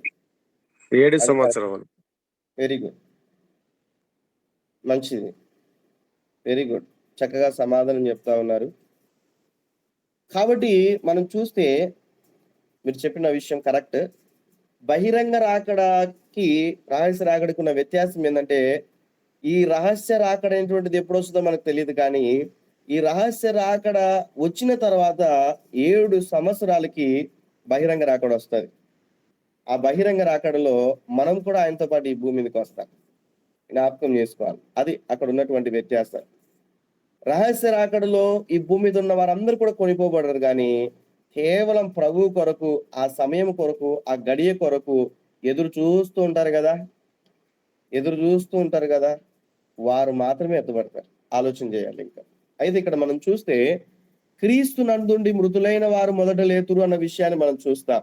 క్రీస్తు నందుండి మృతులైన వారు మొదట లేస్తారు. మీరు ఇక్కడ స్క్రీన్ లో 3 పాయింట్లు పెట్టాను నేను ఇక్కడ అర్థం చేసుకోవడానికి. సజీవులైన విశ్వాసులు రూపాంతరం చెందుతారు. ఇదంతా కనురేపు పాటన జరుగుతుంది అన్న విషయాన్ని మనం చూస్తా ఉన్నాం. ఈ వచనంలో ఉన్నటువంటి అర్థం అది. ఇదంతా కూడా జరిగేటువంటి క్రియల్లో మనం చూస్తే సింపుల్ గా 3 విషయాలు. క్రీస్తు నందున్న వారు మృతులైన వారు మొదట లేస్తారు. క్రీస్తు నందున్న వారు అంటే ఎవరండి? ఇప్పుడు చెప్పాలి, త్వరగా చెప్పండి. అన్మ్యూట్ చేసి ఇప్పుడే చెప్పాను. మౌనంగా ఉంటే ఏం తెలియదని, ఏదో ఒకటి చెప్తే కన్నా తెలుసని. ఓకే, నేనే అని పాస్టమ్మ సమాధానం చెప్పారు. మిగతా వాళ్ళు చెప్పండి. మిగతా వారు దేవుని సంఘం. వెరీ గుడ్, చక్కగా సమాధానం చెప్తున్నారు. ఇంకా చెప్పాలి త్వరగా. పోనీ ఎప్పటి నుంచి ఉన్నవారు చెప్తారా? క్రీస్తు నందుండి మృతులైన వారంటే ఎవరు మొదట లేస్తారంటే? ఆదాం మొదలుకొని మన పితరులు అబ్రహాం, ఆదాం మొదలుకొని అంటున్నారు కొంతమంది, పితరులు అంటున్నారు కొంతమంది. ఇంకా తప్పైన పర్లేదు, మాట్లాడాలి. ఈ విషయాలు నేర్చుకోకుండా ఉంటే ఒక క్రైస్తవులుగా మనం ఈ లోకంలో మందిరానికి వెళ్ళడం కూడా వేస్టే. ఒక మాట చెప్పాలంటే, అంటే ఉపయోగం ఉండదండి. దాని అర్థం నిరీక్షణ లేకుండా మందిరానికి వెళ్తే ఏం ఉపయోగం? విశ్వాసం లేకుండా మందిరానికి వెళ్తే ఏం ఉపయోగం? అందుకు నేను చెప్తున్నా, వృధా అయిపోతుంది అన్నట్లుగా. చెప్పండి త్వరగా. క్రీస్తుని తెలుసుకున్న నాటి నుండి. క్రీస్తుని తెలుసుకున్న నాటి నుండి అంటే ఓకే, క్రీస్తుని తెలుసుకున్న నాటి నుంచి, మంచిదే, సమాధానం చెప్పారు. అంటే ఏ కాలం నుంచి అని అన్న విధానం బట్టి నేను అడుగుతున్నా. ఐ మీన్ యేసు క్రీస్తు ప్రభుల వారి కాలం ఎప్పటి నుంచి? ఇంకా నేనే అడుగుతున్నాను, మీకు అర్థమయ్యేటట్లుగా సమాధానం. పాత నిబంధన, కొత్త నిబంధన? కొత్త నిబంధన. కొత్త నిబంధన. కొత్త నిబంధనలో మనం చూస్తే యేసు క్రీస్తు ప్రభుల వారు సిలువ మరణానికి అప్పగించేంత వరకు ఉన్నటువంటి మునుపు అంతా కూడా ధర్మశాస్త్ర కాలమే. మళ్ళీ చెప్తా ఉన్నా, క్రొత్త నిబంధనలో యేసు క్రీస్తు ప్రభుల వారు సిలువ మరణానికి అప్పగించేటువంటి ఆ యొక్క మరణించక మునుపు ఉన్నటువంటి కాలం అంతా కూడా ధర్మశాస్త్ర కాలం. మనకు బైబిల్లో ఎన్ని కాలాలు ఉన్నాయి తెలుసా అండి? ఎన్ని కాలాలు ఉన్నాయి?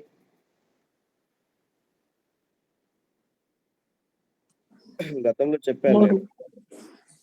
3 కాలాలు. 3 కాలాలా? కరెక్టేనా? భూత భవిష్యత్తు వర్తమానం. అది మనం ఈ భూమి మీద నివాసం చేయడానికి ఉన్నటువంటి లేఖన భాగం బట్టి, వాక్యంలో ఉన్నటువంటి అర్థం. మంచిది అక్క, సమాధానం చెప్పారు.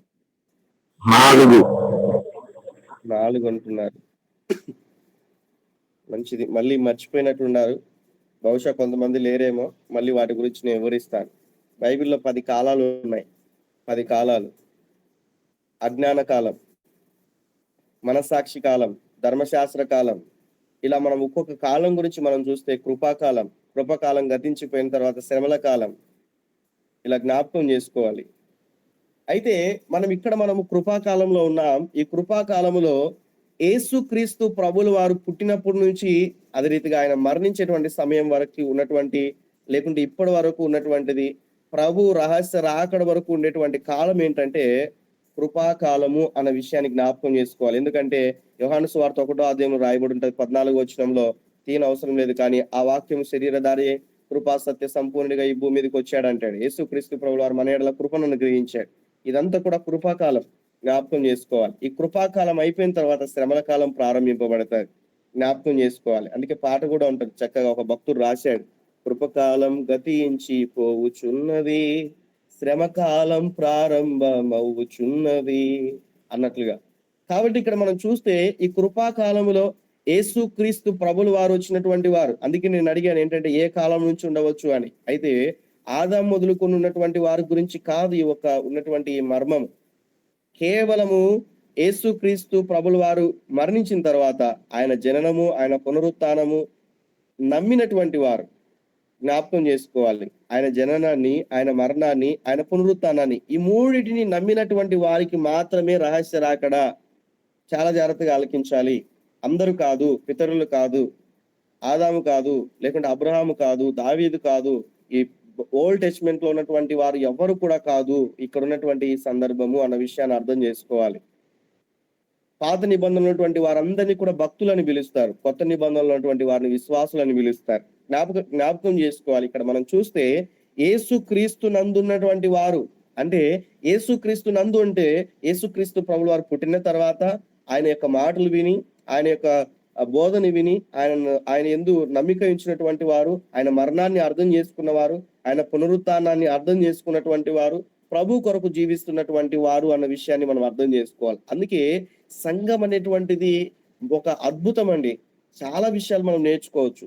సంఘం అంటే ఒక అద్భుతం. దేవుడు కలిగి ఉన్నటువంటి ఆ ప్రణాళిక, ఈ ప్రణాళిక అనేటువంటిది పౌలు గారు ఎలా వివరిస్తారంటే, పాత నిబంధనలో ఉన్నటువంటి అంత సన్నిహితంగా ఉన్నటువంటి అబ్రహాము కూడా చెప్పలేదంట సంఘం గురించి, లేకుంటే దావీదు కూడా చెప్పలేదంట, అంత క్లోజ్ ఫెలోషిప్ చేసినటువంటి ప్రవక్తలు కూడా చెప్పలేదంట సంఘం గురించినటువంటి మర్మము. జ్ఞాపకం చేసుకోవాలి. దేవుడు ఎంత ప్రేమ కలిగినటువంటి వాడో, దేవుడు ఎటువంటి రీతిగా మనల్ని కలువ చేసుకున్నాడో, ఆ సంఘంలో మన పట్ల కలిగి ఉన్న ప్రణాళిక ఏంటో మనం అర్థం చేసుకోవాలి. సంఘం అంటే ఎవరో కాదు, నీవు నేను మనమే. సంఘం అంటే బిల్డింగ్ కాదు, సంఘం అంటే 4 గోడలు కాదు, సంఘం అంటే నీవు నేను మనమే అన్న విషయాన్ని ఆలోచన చేయాలి. నేను ఎప్పుడు చెప్తా ఉంటాను, కేవలం ఆదివారపు క్రైస్తవులుగా మనం ఉండకూడదు. ప్రతి దినం, ప్రతి సెకండ్ కూడా ప్రభు కొరకు క్రైస్తవులుగా మనం జీవించే వారంగా ఉండాలి. అయితే ఇక్కడ మనం ఉన్న సందర్భాన్ని మనం చూస్తే, యేసు క్రీస్తునందు మృతులైన వారంటే ఇందాక చెప్పినట్లుగా ఆయన పుట్టుకను నమ్మాలి, ఆయన మరణాన్ని నమ్మాలి, ఆయన పునరుత్థానాన్ని నమ్మాలి. ఈరోజు పునరుత్థానము లేనని చెప్పేటువంటి వారు కూడా చాలా మంది ఉన్నారు. యేసుక్రీస్తు ప్రభులు వారు జీవిస్తున్నటువంటి సమయంలో కూడా అక్కడ ఎన్నో సందర్భాల్లో మనం చూస్తాం. జ్ఞాపకం చేసుకోవాలి. రెండవదిగా మనం చూస్తే ఆయన జననాన్ని, ఆయన పుట్టుకను, ఆయన యొక్క మరణాన్ని, ఆయన పునరుత్థాన్ని నువ్వు పరిపూర్ణంగా నమ్మగలగాలి. అదే రీతిగా రెండవదిగా మనం చూస్తే, ఎప్పుడైతే నమ్ముతారో వారు మొదట లేస్తారు, మృతులైనటువంటి వారు. ఇప్పుడు అర్థం చేసుకోవడానికి మీకు చెప్తా, మీ గురించి చెప్తే మీరు భయపడతారు కాబట్టి. నేనున్నా, ఇప్పుడు సమయము 6:27 అయింది. 6:27 రాజేష్ అనేటువంటి నేను చచ్చిపోయాను అనుకోండి, మీ గురించి చెప్తే భయపడతారు కదా, అందుకే నా గురించి నేను చెప్పుకుంటున్నాను అర్థం చేసుకోవడానికి. 6:27 నేను చనిపోయాను అనుకోండి, 6:30 ప్రభు వచ్చాడు అనుకోండి, నేను వస్తాడని చెప్పట్లేదు, దయచేసి జ్ఞాపకం ఉంచుకోండి, వచ్చాడు అనుకోండి. ఆయన మరణాన్ని, ఆయన పుట్టుకను, ఆయన మరణాన్ని, ఆయన పునరుత్థానాన్ని నేను విశ్వసించి నేను మరణించాను. ఆ మరణించిన విధానం బట్టి నేను మొదట లేస్తాను. జ్ఞాపకం చేసుకోవాలి. అలానే యేసుక్రీస్తు ప్రభుల వారు పుట్టుక, అదే రీతిగా మరణాన్ని, పునరుత్థానాన్ని అర్థం చేసుకున్నటువంటి ఆ రోజు మొదలుకొని ఉన్నటువంటి వారు, అనగా క్రొత్త నిబంధనలో ఉన్నటువంటి వారందరూ కూడా ఎవరైతే ప్రభు కొరకు ఈ 3 విశ్వసించి మరణించి ఉంటారో వారు మొదట లేస్తారు. అర్థమైందా అండి? ఇంకా అర్థమయ్యేటట్లుగా చెప్పాలా? అందరికి అర్థమైంది అనుకుంటున్నా. మంచిది, దేవునికి స్తోత్రం. అర్థం కావంటే మళ్ళీ ఎన్నిసార్లు అని చెప్తాను, పర్సనల్ గా అడిగినా కూడా చెప్తాను, ప్రాబ్లం లే. అయితే సత్యం తెలుసుకోవాలి, మనం జ్ఞాపకం చేసుకోవాలి. వారు మొదట లేస్తారు. రహస్య రాకడ అనేటువంటిది పితరులకు లేదు. ఒక మాటలో చెప్పాలంటే రహస్య రాకడ అనేటువంటిది పితరులకు లేదు, సంఘానికి మాత్రమే రహస్య రాకడ అనేటువంటిది ఉన్నది. జ్ఞాపకం చేసుకోవాలి ప్రభు సన్నిధిలో. అయితే ఇక్కడ మనం ఆలోచన చేసినప్పుడు ఈ సజీవులమైనటువంటి విశ్వాసులు, అనగా ఇప్పుడు నేను 6:27 నేను చనిపోయినాను కదా, 6:29 అయింది. ఇప్పుడు మీరందరూ కూడా బ్రతికి ఉన్నారు కదా. ఈ బ్రతికి ఉన్నటువంటి మీరు ఎవరైతే ఆయన పుట్టుకను, మరణాన్ని, పునరుత్థానాన్ని విశ్వసించి ఆయన బోధన అంగీకరించి రక్షింపబడిన వారు ఉండి ప్రభు కొరకు ఎదురు చూస్తుంటారు కదా, వాళ్ళు 2వ వరుసలో ఉంటారు. జ్ఞాపకం చేసుకోవాలి. ఆయన యందు ఉండి మరణించిన వారు మొదట వరుసలో ఉంటారు. అదే రీతిగా ఆయన తర్వాత బ్రతికున్నటువంటి వారు, ఈ ప్రపంచం అంతట్లో నలుమూలలో ఉన్నటువంటి ప్రతి ఒక్కరు కూడా ఆయన కొరకు జీవిస్తున్నటువంటి వారందరూ, వారినే సార్వత్రిక సంఘం అంటారు. బైబిల్ గ్రంథంలో 2 సంఘాలు మనకు కనిపిస్తాయి. ఒకటి స్థానిక సంఘం, 2 సార్వత్రిక సంఘం. స్థానిక సంఘం అంటే మనం వెళ్ళే చర్చి, అది ఏ పేరైనా కూడా కావచ్చు, ఏ ఫెలోషిప్ అయినా కూడా కావచ్చు. సార్వత్రిక సంఘం అంటే ప్రపంచ వ్యాప్తంగా ఉన్నటువంటి విశ్వాసులు మాత్రమే, ప్రభు కొరకు జీవిస్తున్న విశ్వాసులు మాత్రమే, వారిని సార్వత్రిక సంఘం అంటారు. దేవుడు సార్వత్రిక సంఘమునే ఆశిస్తా ఉన్నాడు. జ్ఞాపకం చేసుకోవాలి. అంటే స్థానిక సంఘం అవసరం లేదా అని కాదు దాని అర్థం. అంటే ప్రభు కొరకు సిద్ధపడేటువంటి వారి గురించి దేవుడు సంతోషిస్తా ఉన్నాడు. ఆ విషయాన్ని అర్థం చేసుకోవాలి. కాబట్టి ఆయన ఎప్పుడైతే ఆ మధ్యాకాశానికి వస్తాడో బ్రతికి ఉన్నటువంటి వారందరూ కూడా ఆ వెంటనే రూపాంతరం చెందుతారు. 2వ లైన్ లో మీరు చూడండి, రూపాంతరం చెందుతారు. ఇదంతా కూడా ఎంతకాలం జరుగుతుంది? చనిపోయిన వారు లేచిన తర్వాత 1 గంటకో, 1 వారానికో, 1 నెలకో, 1 సంవత్సరానికో, బ్రతికున్నటువంటి వారికి మధ్య వ్యత్యాసం అని మనం ఆలోచించడానికి వీల్లేదు. అందుకే వెంటనే అంటున్నాడు పౌలు గారు, మళ్ళీ అపార్థం చేసుకుంటారేమో లేఖన భాగాన్ని, అర్థం చేసుకున్నటువంటి పరిస్థితుల్లోనికి వెళ్ళిపోతారేమో అన్నట్లుగా వెంటనే మళ్ళీ సమాధానం చెప్తా ఉన్నాడు. ఏంటంటే ఇదంతా కూడా కనురెప్పపాటునే జరుగుతుంది, భయపడకండి. మన ముందు నిద్రించిన వారు వాళ్ళు కనురెప్పపాటున లెగిస్తారు. అలానే మనం కూడా బ్రతికి ఉన్న మనము రూపాంతరం చెందుతాము. అలా రెప్పపాటున వాళ్ళు ముందు ఉంటారు, మనం వెనకాల ఉంటాం. రెప్పపాటున జరిగిపోతుంది ఇదంతా కూడా అనే విషయాన్ని మనం చూస్తా ఉన్నాం. కనురెప్పపాటున జరుగుతుంది. ఇదిగో ఒక మర్మము తెలుపుచున్నాను, మనమందరం నిద్రించము గాని నిమిషంలో ఒక రెప్పపాటున కడబూడ మోగగానే మనం అందరం కూడా మార్పు పొందుతామన్న విషయాన్ని మనం చూస్తా ఉన్నాం. చాలా ప్రాముఖ్యమైనటువంటి విషయం. కాబట్టి ఆ రాకడలో ఎత్తబడడానికి మనము సిద్ధపడాలి. ఆయన ఎక్కడికి దిగి వస్తాడు అంటే, కొంతమంది చెప్తారు ఆయన భూమి మీదకి వస్తాడని. కొంతమంది విశ్వాసులు ఇచ్చేటువంటి సమాధానం ఆయన ఈ భూమి మీదకి వచ్చి మనల్ని తీసుకెళ్తాడని. నో. ఆయన ఈ భూమి మీదకి మొదటి రాకడలో వచ్చాడు. చాలా జాగ్రత్తగా ఆలకించాలి. మొదటి రాకడలో ఆయన భూమి మీదకి వచ్చాడు. రహస్య రాకడలో ఆయన మధ్యాకాశానికి వస్తాడు. చాలా జాగ్రత్తగా ఆలకించండి. మొదటి రాకడలో ఆయన భూమి మీదకి వచ్చాడు శరీరధారిగా. రహస్య రాకడలో మధ్యాకాశానికి వస్తాడు ఆయన. బహిరంగ రాకడలో మళ్ళీ భూమి మీదకి వస్తాడు. ఈ 3 విషయాలు అర్థం చేసుకోవాలి. మళ్ళీ చెప్తున్నాను, జ్ఞాపకం చేసుకోవాలి. మొదటి రాకడలో ఆయన ఈ భూమి మీదకి వచ్చాడు. రహస్య రాకడలో ఆయన మధ్యాకాశానికి వస్తాడు. బహిరంగ రాకడలో ఆయన భూమి మీదకి వస్తాడు. మొదటి రాకడ అనేటువంటిది ఆయన భూమి మీదకి ఎప్పుడు వచ్చాడో మనకు తెలుసు, ఏం చేశాడో మనకు తెలుసు, ఎలా జీవించాడో మనకు తెలుసు, ఎలా మరణించాడో మనకు తెలుసు, ఎలా పునరుత్థానమయ్యాడో తెలుసు, మళ్ళీ వస్తానని చెప్పాడు తెలుసు. ఇవన్నీ కూడా జరిగాయి. ఆయన రహస్య రాకడ కొరకు మనం ఎదురు చూడాలి. ఆయన మధ్యాకాశానికి వస్తాడు, భూమి మీదకి రాడు. అయితే బహిరంగ రాకడలో ఉన్నటువంటి ఆ యొక్క విషయాన్ని మనం చూస్తే ఆయన భూమి మీదకి వస్తాడు. జ్ఞాపకం చేసుకోవాలి. ఇక్కడ మనం ఆలోచన చేసినప్పుడు ఆయన ఎక్కడికి వస్తాడంటే, మీకు స్క్రీన్ లో చూస్తా ఉన్నారు, ప్రభు దిగి వచ్చును. ఎక్కడికి దిగి వస్తాడు? ఎక్కడి నుండి ఎక్కడికి వస్తాడంటే పరలోకము నుండి మధ్యాకాశమునకు అన్న విషయాన్ని ఆలోచన చేయాలి. చాలా జాగ్రత్తగా ఆలకించండి. పరలోకం నుండి మధ్యాకాశానికి వస్తాడు. ఎలా వస్తాడు అన్న విషయాన్ని మనం చూస్తే వాక్యంలో ఉన్న మాట, ఆర్భాటముతోను ప్రధాన దూత శబ్దముతోను దేవుని బోరతోను అన్న విషయాన్ని మనం చూస్తా ఉన్నాం. ఆర్భాటముతోను ప్రధాన దూత శబ్దముతోను దేవుని బోరతోను ఆయన ఎక్కడికి వస్తాడంటే మధ్యాకాశమునకు. అయితే 2 శబ్దాలు లేదా ప్రధాన దూత దేవుని బూరతో ఊదే శబ్దము అన్న విషయాన్ని మనం చూస్తాం. ఆలోచన చేయాలి. ఆ బూర శబ్దము వినగానే సమాధుల్లో ఉన్నటువంటి మరణించినటువంటి వారు, కుళ్ళిపోయిన ఎముకలు, శరీరం అంతా కూడా కుళ్ళిపోయినప్పటికీ కూడా ప్రభునందు నిద్రించినటువంటి వారు ఆ మహిమ దేహాన్ని ధరించుకుంటారు. జ్ఞాపకం చేసుకోవాలి. బ్రతికి ఉన్నటువంటి మనం ఈ శరీరాన్ని వెంటనే మార్పు పొందుతుంది. ఈ రోజు మనం వెళ్ళాలంటే మిద్ది మీదకి వెళ్ళాలంటే స్టెప్స్ ఎక్కి వెళ్ళాలి, లిఫ్ట్లే వెళ్ళాలి. అలా ఉండదు. మార్పు చెందినటువంటి యొక్క శరీరాలు వెంటనే దేవుని ఎదుర్కొంటాయి అన్న విషయాన్ని మనం చూస్తాం. జ్ఞాపకం చేసుకోవాలి. ఒక అయస్కాంతమును ఏ రీతిగా అయితే మీరు ఆ యొక్క ఇనుప ఆ యొక్క చిన్న ఆ పిన్నుకో లేకుంటే పిన్నుకో మీరు ఎప్పుడైతే తీసుకుంటారో వెంటనే వచ్చి అటాచ్ అవుతుంది కదా, అలా ఉంటది ప్రభు రాకడ. అర్థం చేసుకోవడానికి ఆయన కొరకు జీవిస్తున్న వారిని ఆయన కనురెప్పపాటుని తీసుకుని వెళ్ళిపోతాడు. నిద్రించిన వారిని, బ్రతికున్న విశ్వాసుల్ని కనురెప్పపాటుని ఆయన తీసుకెళ్తాడు. ఇదంతా కూడా రెప్పపాటున జరుగుతుంది. అయితే ఇక్కడ మనం చూస్తే ఇక్కడ ఉన్నటువంటి ఈ యొక్క విషయాన్ని మనం అర్థం చేసుకోవాలి. ఇక్కడ ఉన్న విషయాన్ని ఏంటంటే పునరుత్థానము అన్న విషయాన్ని మనం చూస్తా ఉన్నాం. క్రీస్తు నందుండి మృతులైన వారు మొదట లేస్తారన్నారు కదా, ఈ లైన్ ని మీరు అర్థం చేసుకోవాలి. ఆర్డర్ ఆఫ్ రిజరక్షన్ అన్న విషయాన్ని, పునరుత్థాన కాలక్రమం అనేది అర్థం చేసుకోవాలి. ప్రతి క్రైస్తవుడు, ప్రతి విశ్వాసి కూడా ఈ మాట చాలా ప్రాముఖ్యమైనటువంటిది. మొదటి పునరుత్థానంలో ఎవరు ఉంటారన్న విషయాన్ని, 2వ పునరుత్థానంలో ఎవరు ఉంటారన్న విషయం కూడా అర్థం చేసుకోవాలి. అన్ని వివరించడానికి సమయం లేదు కానీ మెయిన్ పాయింట్స్, హెడ్ లైన్స్ మీకు చెప్తా ఉన్నా. యేసుక్రీస్తు ప్రభులు వారు మొదట మనకున్నటువంటి మార్గదర్శి అన్న విషయాన్ని మనం చూస్తాం. ఆయన పునరుత్థానం అవ్వకోకుండా ఉన్నట్లయితే ఈ రోజు విశ్వాసకి నిరీక్షణ లేదు. విశ్వాసులకు నిరీక్షణ లేదు. అందుకే యేసుక్రీస్తు ప్రభుల వారు క్రీస్తు ప్రథమ ఫలము. అందుకే విశ్వాసిగా మరణానికి ఎప్పుడు భయపడకూడదు, విశ్వాసిగా మరణానికి ఎప్పుడు భయపడకూడదు అన్న విషయాన్ని మనం ఆలోచన చేయాలి. అందుకే అపోస్తలుడైన పౌలు గారు ధైర్యంగా మాట్లాడతారు. ఏంటంటే జీవిస్తున్నది నేను కాదు, ఆయన నాలో జీవిస్తున్నాడు. ఇదిగో బ్రతుకుట క్రీస్తే, నేను బ్రతుకుతున్నానంటే ఆయనే కారణం. చనిపోతే నాకు మేలు అంటాడు. ఎవరైనా చచ్చిపోతే మేలు అనుకుంటారా?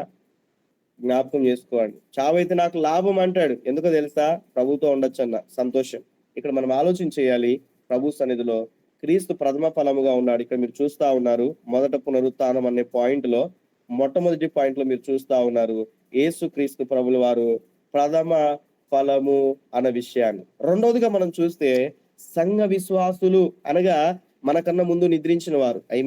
మనకన్నా ముందు అంటే ఇందాక చెప్పినట్లుగా ప్రభు కొరకు యేసుక్రీస్తు ప్రభుల వారి యొక్క మరణ పునరుత్థానాన్ని అంగీకరించిన వారు.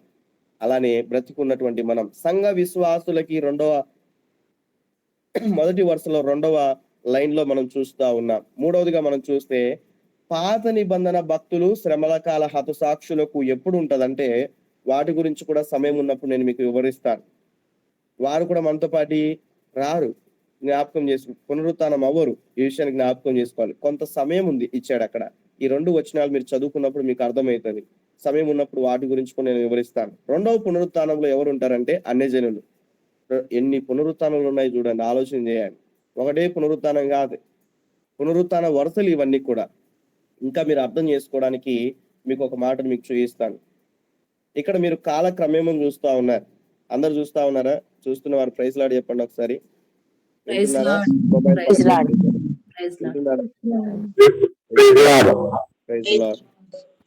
మంచిది. ఇక్కడ మీరు టైం లైన్ మీరు చూస్తా ఉన్నారు, పునరుత్థానాలు మీరు చూస్తా ఉన్నారు. చూడండి, మొదట పునరుత్థానమైంది ఎవరు అంటే యేసుక్రీస్తు ప్రభుల వారు, అందరికి కూడా తెలుసు. రెండవదిగా ఎవరు పునరుత్థానం అవుతారంటే సంఘ విశ్వాసులు. చాలా జాగ్రత్తగా ఆలకించాలి. సంఘ విశ్వాసులు, రక్షింపబడిన వారు, ప్రభు కొరకు జీవిస్తున్న వారు, బాప్టిజం తీసుకుని ప్రభు కొరకు జీవిస్తున్న వారు, నీతిమంతులు. ఈ విషయాన్ని ఆలోచన చేయాలి. సంఘంకి వచ్చే ప్రతి విశ్వాసి కాదు సుమా. మందిరానికి బైబిల్ పట్టుకొని వచ్చే ప్రతి వారు కూడా కాదు, జ్ఞాపకం చేసుకోవాలి. బైబిల్ పట్టుకున్న ప్రతి ఒక్కరు కూడా కాదు విశ్వాసులు. ప్రభు కొరకు జీవిస్తున్న వారు మాత్రమే అన్న విషయాన్ని ఆలోచన చేయాలి. ఇక్కడ మనం చూస్తే సంఘ విశ్వాసులు 2వ ఉన్నటువంటి పునరుత్థానం చెందుతారు. అనగా చనిపోయిన వారు పునరుత్థానం చెందుతారు. బ్రతికి ఉన్నటువంటి వారు ఒకవేళ ఆ సమయానికి మనం మరణించామనుకోండి, మనం పునరుత్థానం అవుతాం. బ్రతికున్న వారు ఒకవేళ మనం మరణించిన తర్వాత రాకడ వచ్చినట్లయితే వారు మార్పు చెందుతారు, శరీరంలో మార్పు కలిగి ప్రభుని ఎదుర్కొంటారు. ఇది మనం అర్థం చేసుకోవాలి. అయితే ఇక్కడ మనం చూస్తే ఈ లేఖన భాగం బట్టి మనం ఆలోచన చేసినప్పుడు, మున్ని బేగం అమ్మ మ్యూట్ చేయండి. ఓకే. సో ఇక్కడ మనం చూస్తే లేఖన భాగం బట్టి రాయబడ్డ మాటను బట్టి సంఘ విశ్వాసులు. అయితే ఎప్పుడైతే సంఘ విశ్వాసులు ప్రభుని ఎదుర్కొంటారో చాలా జాగ్రత్తగా ఆలకించండి. రహస్య రాకడలో ఇక్కడ చెప్పినట్లుగా మధ్యాకాశానికి వెళ్ళిపోయిన తర్వాత 7 ఏళ్ల శ్రమల కాలం అనేటువంటిది ప్రారంభింపబడుతుంది. ఎప్పుడు? ఈ మొదటి పునరుత్థానంలోనే 7 ఏళ్ల శ్రమల కాలం అనేటువంటిది ప్రారంభింపబడుతుంది. ఫస్ట్ రిజరెక్షన్ లోనే 3 విషయాలు జరుగుతా ఉన్నాయి. ఆలోచన చేయాలి. మొదట యేసుక్రీస్తు ప్రభుల వారు, ఆయనే మనకి మొదటి స్థానం. రెండవదిగా విశ్వాసులు. 7 ఏళ్ల శ్రమల కాలంలో ఉన్నటువంటి వారందరూ కూడా జ్ఞాపకం చేసుకున్నట్లయితే, నన్ను ఒక లాస్ట్ వీక్ లో ఒక క్వశ్చన్ అడిగారు ఒక సహోదరి. ఏమన్నారంటే 7 ఏళ్ల శ్రమల కాలం సమయంలో కూడా రక్షింపబడడానికి అవకాశం ఉంటది కదా అన్నా అన్నారు. అప్పుడు నేను చెప్పాను, ఉంటది. అయితే ఆ సమయంలో రక్షణ పొందడం బహు కష్టం. నేను చెప్తాను, 100కి 99.999, ఇంకెన్ని 9లు ఉంటాయి, అది 100 కాదు, 99 అవకాశం ఉండదు. రక్షణ పొందడానికి మనసు రాదు.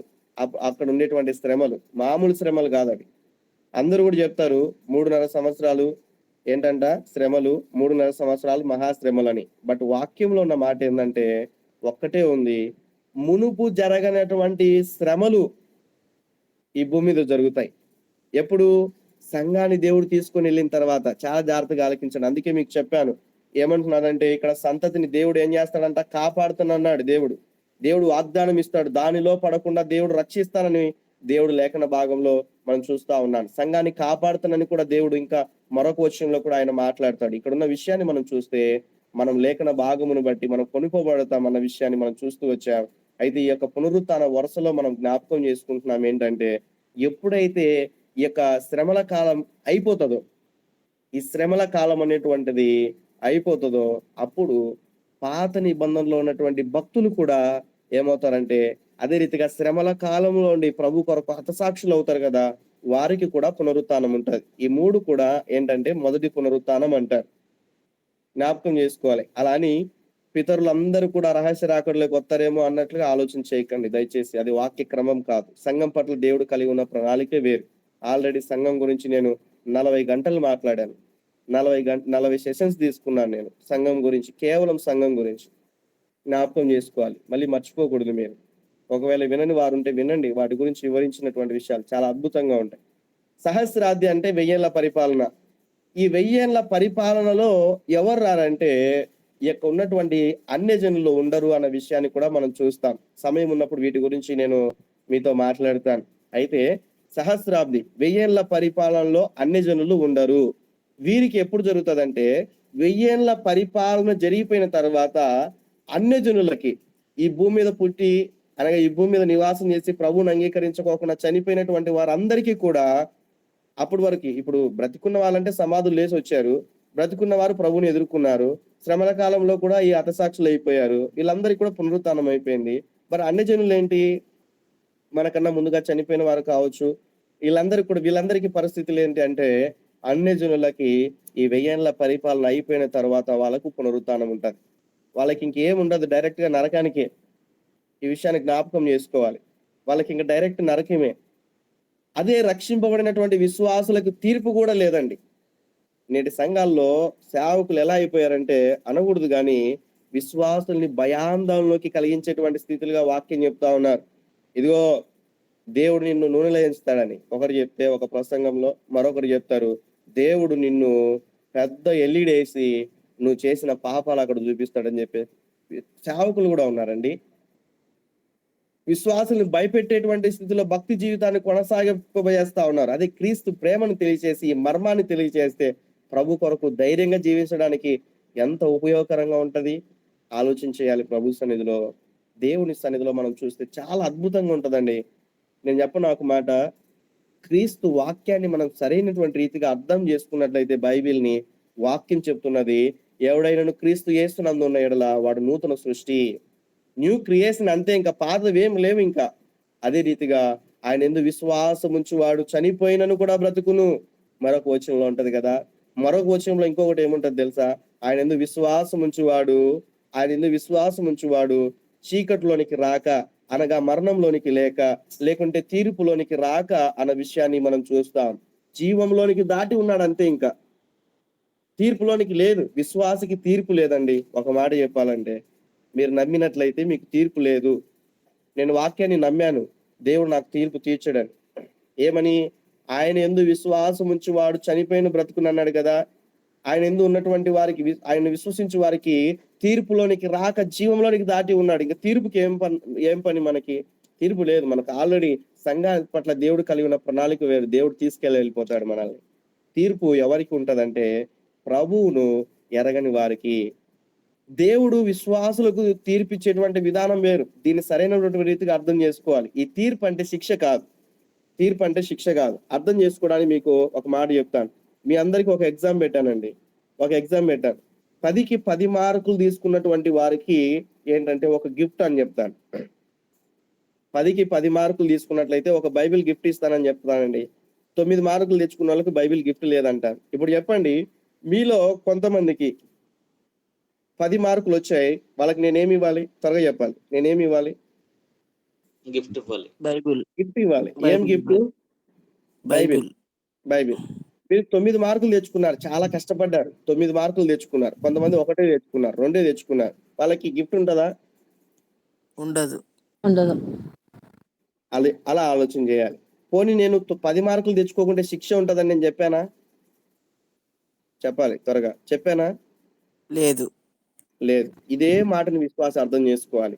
యేసు ప్రభు కూడా చెప్తాడు ఏంటంటే, మీకు ఇచ్చిన సమయాన్ని, మీకు ఇచ్చిన కుటుంబాన్ని, మీకు ఇచ్చిన ధనాన్ని, మీకు ఇచ్చిన బలాన్ని, మీకు ఇచ్చిన సమస్తాన్ని మీరు ప్రభు కొరకు ఖర్చు పెట్టుకుంటూ, ప్రభు కొరకు జీవిస్తూ, ప్రభు కొరకు మీరు జీవించినట్లయితే, అనగా నా కొరకు మీరు జీవించినట్లయితే మీకు ప్రతిఫలం ఇస్తాను. దేవుడు అలానే చెప్తా ఉన్నాడు. 5 కిరీటాలు ఉన్నాయండి మనకి, గిఫ్ట్లు అవే. 5 కిరీటాలు దేవుడు మనకి ఇచ్చాడు. కొత్త నిబంధనలో ఉన్నటువంటి కేవలం సంఘానికి మాత్రమే. ఈ విషయాన్ని ఆలోచన చేయాలి. పాత నిబంధనలు ఉన్నటువంటి భక్తులకు కాదు ఈ గిఫ్ట్లు, వాళ్ళకి ఇచ్చే గిఫ్ట్లు వేరే. కొత్త నిబంధనలు ఉన్నటువంటి సంఘానికి ప్రత్యేకంగా దేవుడిచ్చి దాచి ఉంచినటువంటి ఆ మర్మమే వేరు, ఆ యొక్క బహుమతులే వేరు. ఈ విషయాన్ని జ్ఞాపకం చేసుకోవాలి. కాబట్టి ప్రియమైన దేవుని బిడ్డలారా, దేవుని యొక్క వాక్యాన్ని వింటున్నటువంటి మీరు, వాక్యం చెప్తున్నటువంటి సత్యాన్ని మీరు అర్థం చేసుకోవాలి. మీకు శిక్ష లేదు కానీ బహుమతులు రావు, అంతే. ఆలోచన చేయాలి. అలానే మీరు కష్టపడి ప్రభు చెప్పినట్లుగా జీవించగలిగినట్లయితే దేవుడు మీకు బహుమతులు ఇస్తాడు. కానీ మీకున్నటువంటి ఆయకున్న విధానమును బట్టి దేవుడు ఏదో ఎల్ఈడిఎస్ చూపించాడు, దేవుడు మీకు తీర్పు తీర్చాడు. ఇవన్నీ కూడా ఆలోచన చేసుకొని సత్యాన్ని మీరు గ్రహించాలని ప్రభు పేరిట మనం చేస్తా ఉన్నాను. అలా అని మీరు ఇష్టం వచ్చినట్టు పాపం చేయనని నేను లైసెన్స్ ఇవ్వట్లేదు. బట్ వాక్యం చెప్తుంది ప్రభు సన్నిధిలో పాపం చేస్తున్నామంటే ఇంకా ప్రభువును సమీపించలేదని అర్థం చేసుకోవాలి. ప్రభు కొరకు జీవించాలి మనం. దేవుడు చేసిన పాపాలకి, చేస్తున్న పాపాలకి, చేయని పాపాలకి కూడా దేవుడు ఒకేసారి శిక్ష అనుభవించాడు. ఆయన ఒకేసారి మన కొరకు ప్రాణం పెట్టాడు. ఈ విషయాన్ని జ్ఞాపకం చేసుకోవాలి. మునుపు అబద్ధమాడావు, రక్షింపబడిన తర్వాత కూడా అబద్ధమాడావు. నువ్వు ఎక్కడికి వెళ్ళాలి? నరకానికి వెళ్ళాలి. కానీ దేవుడు ప్రేమ చూపిస్తా ఉన్నాడు. అలాని అబద్ధం ఆడుతూ వెళ్ళమని చెప్పట్లేదు, కానీ అబద్ధమును మానివేసి ప్రభు కొరకు జీవించమని దేవుడు చెప్తా ఉన్నాడు. ఎగ్జాంపుల్ గా అర్థం చేసుకోవడానికి. ఇలా మనం చూస్తే లేఖన భాగమును బట్టి ఈ ర్యాప్చర్ లో ఉన్నటువంటి యొక్క మాటలో మనం అర్థం చేసుకున్నప్పుడు, ఇక్కడ ఉన్నటువంటి దేవుడు కలిగి ఉన్నటువంటి విధానం బట్టి మనం చూస్తే, చనిపోయినటువంటి వారు పునరుత్థానం అవుతారు, బ్రతికున్నటువంటి మనం ఏమిటంటే ఉన్న రూపాంతరం చెందుతాం అన్న విషయాన్ని, ప్రభు కొరకు కొనుక్కోబడతాం అన్న విషయాన్ని కూడా మనం చూస్తా ఉన్నాం. పాత నిబంధనటువంటి భక్తులు ఎప్పుడో, అన్యజనులు ఎప్పుడో కూడా మీకు అర్థం చేసుకోవడానికి కొన్ని విషయాలు మీకు చెప్తూ వచ్చాను కదా. ఇక్కడ మనం చూస్తే ప్రతిఫలం ఏంటంటే, గొర్రెపిల్ల వివాహోత్సవానికి మనం అందరం కూడా సిద్ధపడతారు. ఆయన భార్యగా మనం ఉంటాం. దేవుడిచ్చే ప్రతిఫలం చూడండి. గొర్రెపిల్ల విందుకు మనం ముందుకు వెళ్తాం అన్న విషయం. అదే 1000 ఏళ్ల పరిపాలన. ఒక పాట ఉంటది, 7 ఏళ్ల పరిశుద్ధులకు విందవబోతుంది అని. 7 ఏళ్ల పరిశుద్ధులకు విందవబోతుంది అంటే, 7 ఏళ్ళు ఎవరైతే ఆయనకున్నటువంటి పరిశుద్ధులుగా అన్నటువంటి వారు రహస్య రాకడలు ఎత్తబడతారో వారికి 1000 ఏళ్ల పరిపాలనలో ఉన్నటువంటి ఆయనకున్నటువంటి విందు అన్నమాట. విందు అంటే భోజనం అనుకోకండి దయచేసి. వివాహ సమయంలో కూడా సిద్ధపరుస్తారు కదా, విందు కలదు, వివాహ విందు కలదు అన్న విషయం బట్టి. భోజనం కాదు విందు అంటే, ఆయనతో కలిసి జీవించే సహవాసం. ఈ 1000 ఏళ్ల పరిపాలనలో దేవుడు కొన్ని బాధ్యతలు ఇస్తాడండి. ఈరోజు ఒక సీఎం ఎలా పరిపాలించడానికి బాధ్యత ఇస్తున్నారో ప్రజలు, పిఎం పరిపాలించడానికి ఎలా ప్రజలు బాధ్యత ఇస్తున్నారో దేవుడు కూడా కొన్ని బాధ్యతలు ఇస్తాడు. దేవుడు మనకు కూడా పని ఇస్తాడు, ఉద్యోగం ఇస్తాడు. ఈ లోకంలో ఉద్యోగం లేకున్నా పర్లేదు, ఆ రోజు దేవుడు ఉద్యోగం ఇస్తాడు. ఇక్కడ జ్ఞాపకం చేసుకుంటే ఈ మాట మనం చదువుకున్నప్పుడు, గొర్రెపిల్ల వివాహోత్సవానికి మనం అందరం కూడా సిద్ధపడాలి. యేసుక్రీస్తు సంగమునకు జరిగిన వివాహం యొక్క పోలికను గురించి యేసుక్రీస్తు ప్రభువారు చాలాసార్లు చెప్తాడు. ఆయన భార్య ఎవరంటే సంఘము. అర్థం చేసుకోవాలి. గొర్రెపిల్ల విందు లోనికి ప్రవేశించే వారు ఎవరంటే ప్రభు కొరకు జీవించిన వారు. దీన్ని అర్థం చేసుకోవడానికి యూదుల వివాహం గురించి ఒక ఎగ్జాంపుల్ మీకు ముందు ఉంచాను. అందరూ చూస్తా ఉన్నారా? స్క్రీన్ చూడకుంటే అర్థం అవ్వదు. ఒకసారి చూస్తున్న వారు దేవునికి స్తోత్రాలు చెల్లించండి.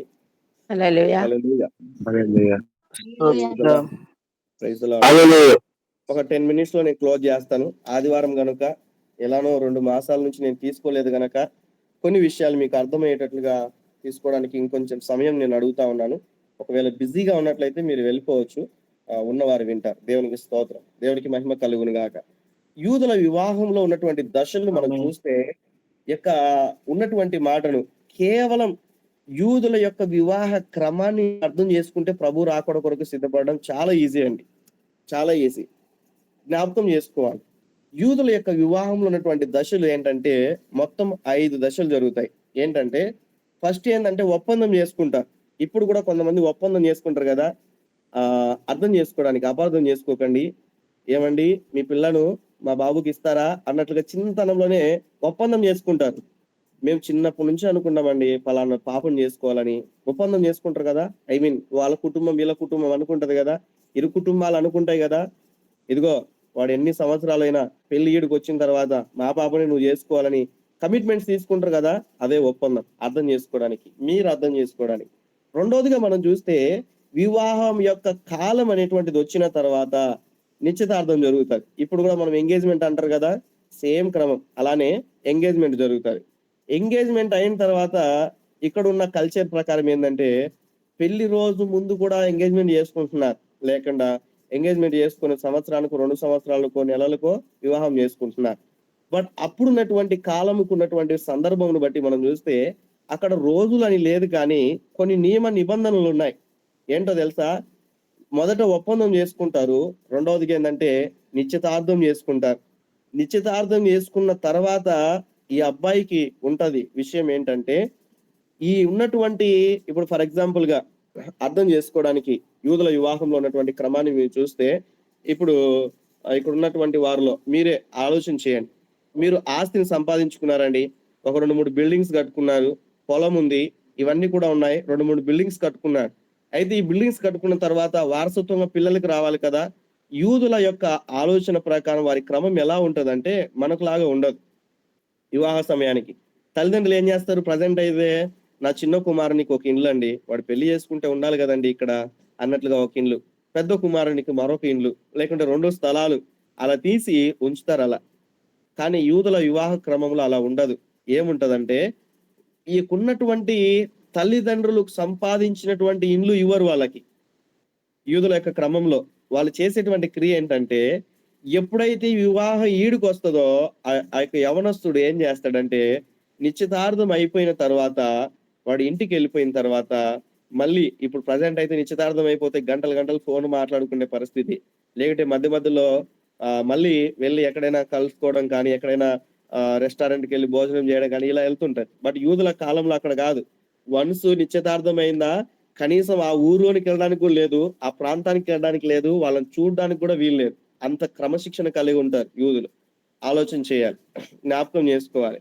అయితే ఈ క్రమంలో మనం ఆలోచన చేసినట్లయితే ఎప్పుడైతే ఆ యొక్క నిశ్చితార్థం అయిపోయిన తర్వాత వాళ్ళ ఇంటికి వెళ్ళిపోయిన తర్వాత ఆ వ్యక్తి చేయాల్సిన పని ఏంటంటే, ఆ వధువు ఉంటది కదా, ఆ పెళ్లి కుమార్తె ఉంటది కదా, ఆ పెళ్లి కుమార్తెను ఇంటికి తీసుకొని రావడానికి తను సొంతముగా ఇల్లు కట్టుకోవాలండి. అది చాలా ప్రాముఖ్యమైనటువంటి విషయం యూదులకి. తను సొంతంగా ఇల్లు కట్టుకోవాలి. చాలా మంది అంటారు కదా, ఇల్లు కట్టి చూడు తెలుస్తుంది అంటారు, అవునా కదా? స్పందించండి. హల్లెలూయా. ఇల్లు కట్టి చూడు అంటారా అందరు? ఎందుకు ఇల్లు కట్టి చూడంటారు? కట్టేటప్పుడు ఉన్న ప్రణాళికలు వేరు, ఇంత డబ్బు అనుకుంటారు, అయిన తర్వాత తెలుస్తుంది ఏదో అండి ఇంత అవుతుంది అని అనుకోలేదు అనుకుంటారు కదా. ఎంతో శ్రమ, గోడలు కట్టేటప్పుడు ఆ పని వాడుతూ ఎంత శ్రమనో, ఒక్కొక్కడు ఒక రకంగా పని చేస్తాడు. ఆలోచన చేస్తే ఒకడు వస్తానంటాడు, రాడంటాడు, ఒకడు చేస్తాడు, సగం సగం చేసిపోతాడు, వారానికి వస్తాడు, సంవత్సరానికి వస్తాడు, నెలకు వస్తాడు. ఈ యొక్క ఇండ్లు కట్టేటప్పుడు మన ఓపిక అనేటువంటిది ఎంత పరీక్షింపబడుతుందో ఆలోచన చేయాలి. అవునంటారా కాదంటారా? ఇక్కడ ఇల్లులు కట్టిన వారికి తెలుస్తుంది ఆ బాధ. Yes or no? సమాధానం చెప్పండి. ఎంత శ్రమనో. ఒకడేమో డబ్బులు ఇస్తే వాడుకుంటాడు, పనికి రాడు. ఇలా ఎన్నో ఎన్నో ఎన్నో జరుగుతూ ఉంటాయి కదా. ఆలోచన చేస్తే ఇవన్నీ కూడా వాడు పడినప్పుడు ఆలోచన, వాడికి ఉన్న ఓపిక అంతా కూడా వాడు తెచ్చుకొని ఏదో ఒక రీతిగా గృహాన్ని కట్టుకోవాలనుకుంటాడు. ఆలోచన చేయాలి, అవునా కదా? గృహాన్ని కట్టుకోవాలనుకుంటారు. అలానే ఇప్పుడు ఎప్పుడైతే యూదులలో ఉన్నటువంటి ఈ యొక్క యవనస్తుడు ఒప్పందం అయిన తర్వాత, అలానే నిశ్చితార్థం అయిన తర్వాత వధువును తీసుకొని రావాలంటే ఖచ్చితంగా ఇల్లు కట్టుకోవాలి. చాలా ఎగ్జాంపుల్స్ ఉన్నాయి, ఒక ఎగ్జాంపుల్ చెప్పాను. ఇండ్లు కట్టుకొని ఇండ్లు ఓపెనింగ్ అయిపోయి ఇండ్లు రెడీ అయిపోయిన తర్వాత అప్పుడు వెళ్ళి ఏం చెప్పాలంటే తండ్రికి, నాన్న ఇదిగో నేను ఇల్లు కట్టేసుకున్నా, ఇంకా నాకు పెళ్లి చేయండి. ఇంకా మన భాషలో అర్థం చేసుకోవడానికి, నాన్న ఇదిగో ఏంటి ఇల్లు కట్టేసుకున్నాను, ఇంకా నేను ఇదిగో మీరు నాకు వివాహం చేయండి అన్నట్లుగా.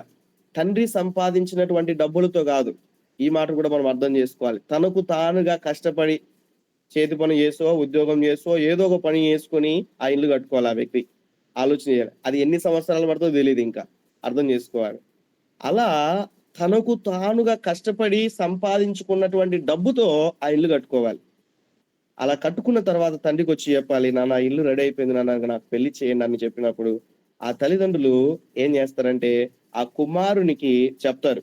చెప్పిన తర్వాత ఆ వ్యక్తి వెళ్ళి ఏం చేస్తాడంటే ఆయనకున్నటువంటి విధానమును బట్టి ఆయనకున్నటువంటి ఆ యొక్క వధువును తీసుకొని వెళ్ళడానికి వరిని రాక అనేటువంటిది జరుగుతుంది. అదికి ముందు వెళ్ళి చూడడానికి కూడా వీల్లేదు, కమ్యూనికేషన్ అనేటువంటిది ఉండదు అన్న విషయాన్ని ఆలోచన చేయాలి. తర్వాత మనం చూస్తే ఆ పెళ్లి కుమార్తెను తీసుకొని వస్తున్నటువంటి సమయంలో ఇప్పుడు కూడా పెళ్లి జరిగేప్పుడు ఏం జరుగుతుంది? ప్రదర్శన. పెద్ద పెద్ద ఇప్పుడైతే ప్రజెంట్ కల్చర్ లో డీజేలు అంట ఏంటంటో వచ్చేసాయి. క్రైస్తవులు కూడా అన్యుల వలె జీవిస్తా ఉన్నారు. ప్రదర్శన జరుగుతుంది. ఆ యొక్క పెళ్లి కుమారుడు పెళ్లి కుమార్తెను తీసుకొని వస్తున్నప్పుడు అందరు కూడా చూస్తా ఉంటారు కదా, వీధిలో ఉన్నవారు, అక్కడ ఉన్నటువంటి వారు. మన భాషలో మెరవన్ అంటారు, ఇంకోటి ఏదేదో అంటారు, అర్థం చేసుకున్నట్టు మీరు. అయితే ఇక్కడ మనం ఆలోచన చేసినప్పుడు తర్వాత ఏమవుతుందంటే వివాహ విందు. ఇదిగో నేను వివాహం చేసుకున్నాను, ఇదిగో మీరు వచ్చి కూడా ఈ యొక్క సంతోషించండి మీరు కూడా వచ్చి అని. ఇక్కడ భోజనం అనేటువంటిది మనం చూస్తాం, వివాహానికి సంబంధించిన భోజనం. మనము ఆత్మీయ సత్యాన్ని గ్రహించి మనం క్లోజ్ చేసుకుందాం. ఇక్కడ ఉన్న విధానం బట్టి ఏంటంటే యేసుక్రీస్తు ప్రభుల వారికి కూడా మనకు ఆయనకి కమిట్మెంట్స్ అయిపోయాయి, ఒప్పందం అయిపోయింది. ఎందుకు తెలుసా? ఇక్కడ కూడా మీరు ఇంగ్లీష్ లో చక్కగా ఉన్నాయి, ఇవన్నీ వివరించడానికి సమయం సరిపోదు. కానీ మనం చూస్తే మొట్టమొదటిగా దేవుడు మనల్ని దర్శించాడు, దేవుడు మనల్ని చూస్తా ఉన్నాడు, దేవుడు మనల్ని అందరినీ కూడా విలువ పెట్టి కొనబడ్డాడు. జ్ఞాపకం చేసుకోవాలి. ఎవరు? వరుడు. యేసుక్రీస్తు ప్రభుల వారు వరుడై ఉన్నారు. వధువుగా ఉన్న మన కొరకు ఆయన ఏం చేశాడంటే వెల చెల్లించాడు. ఒప్పందం అయిపోయింది.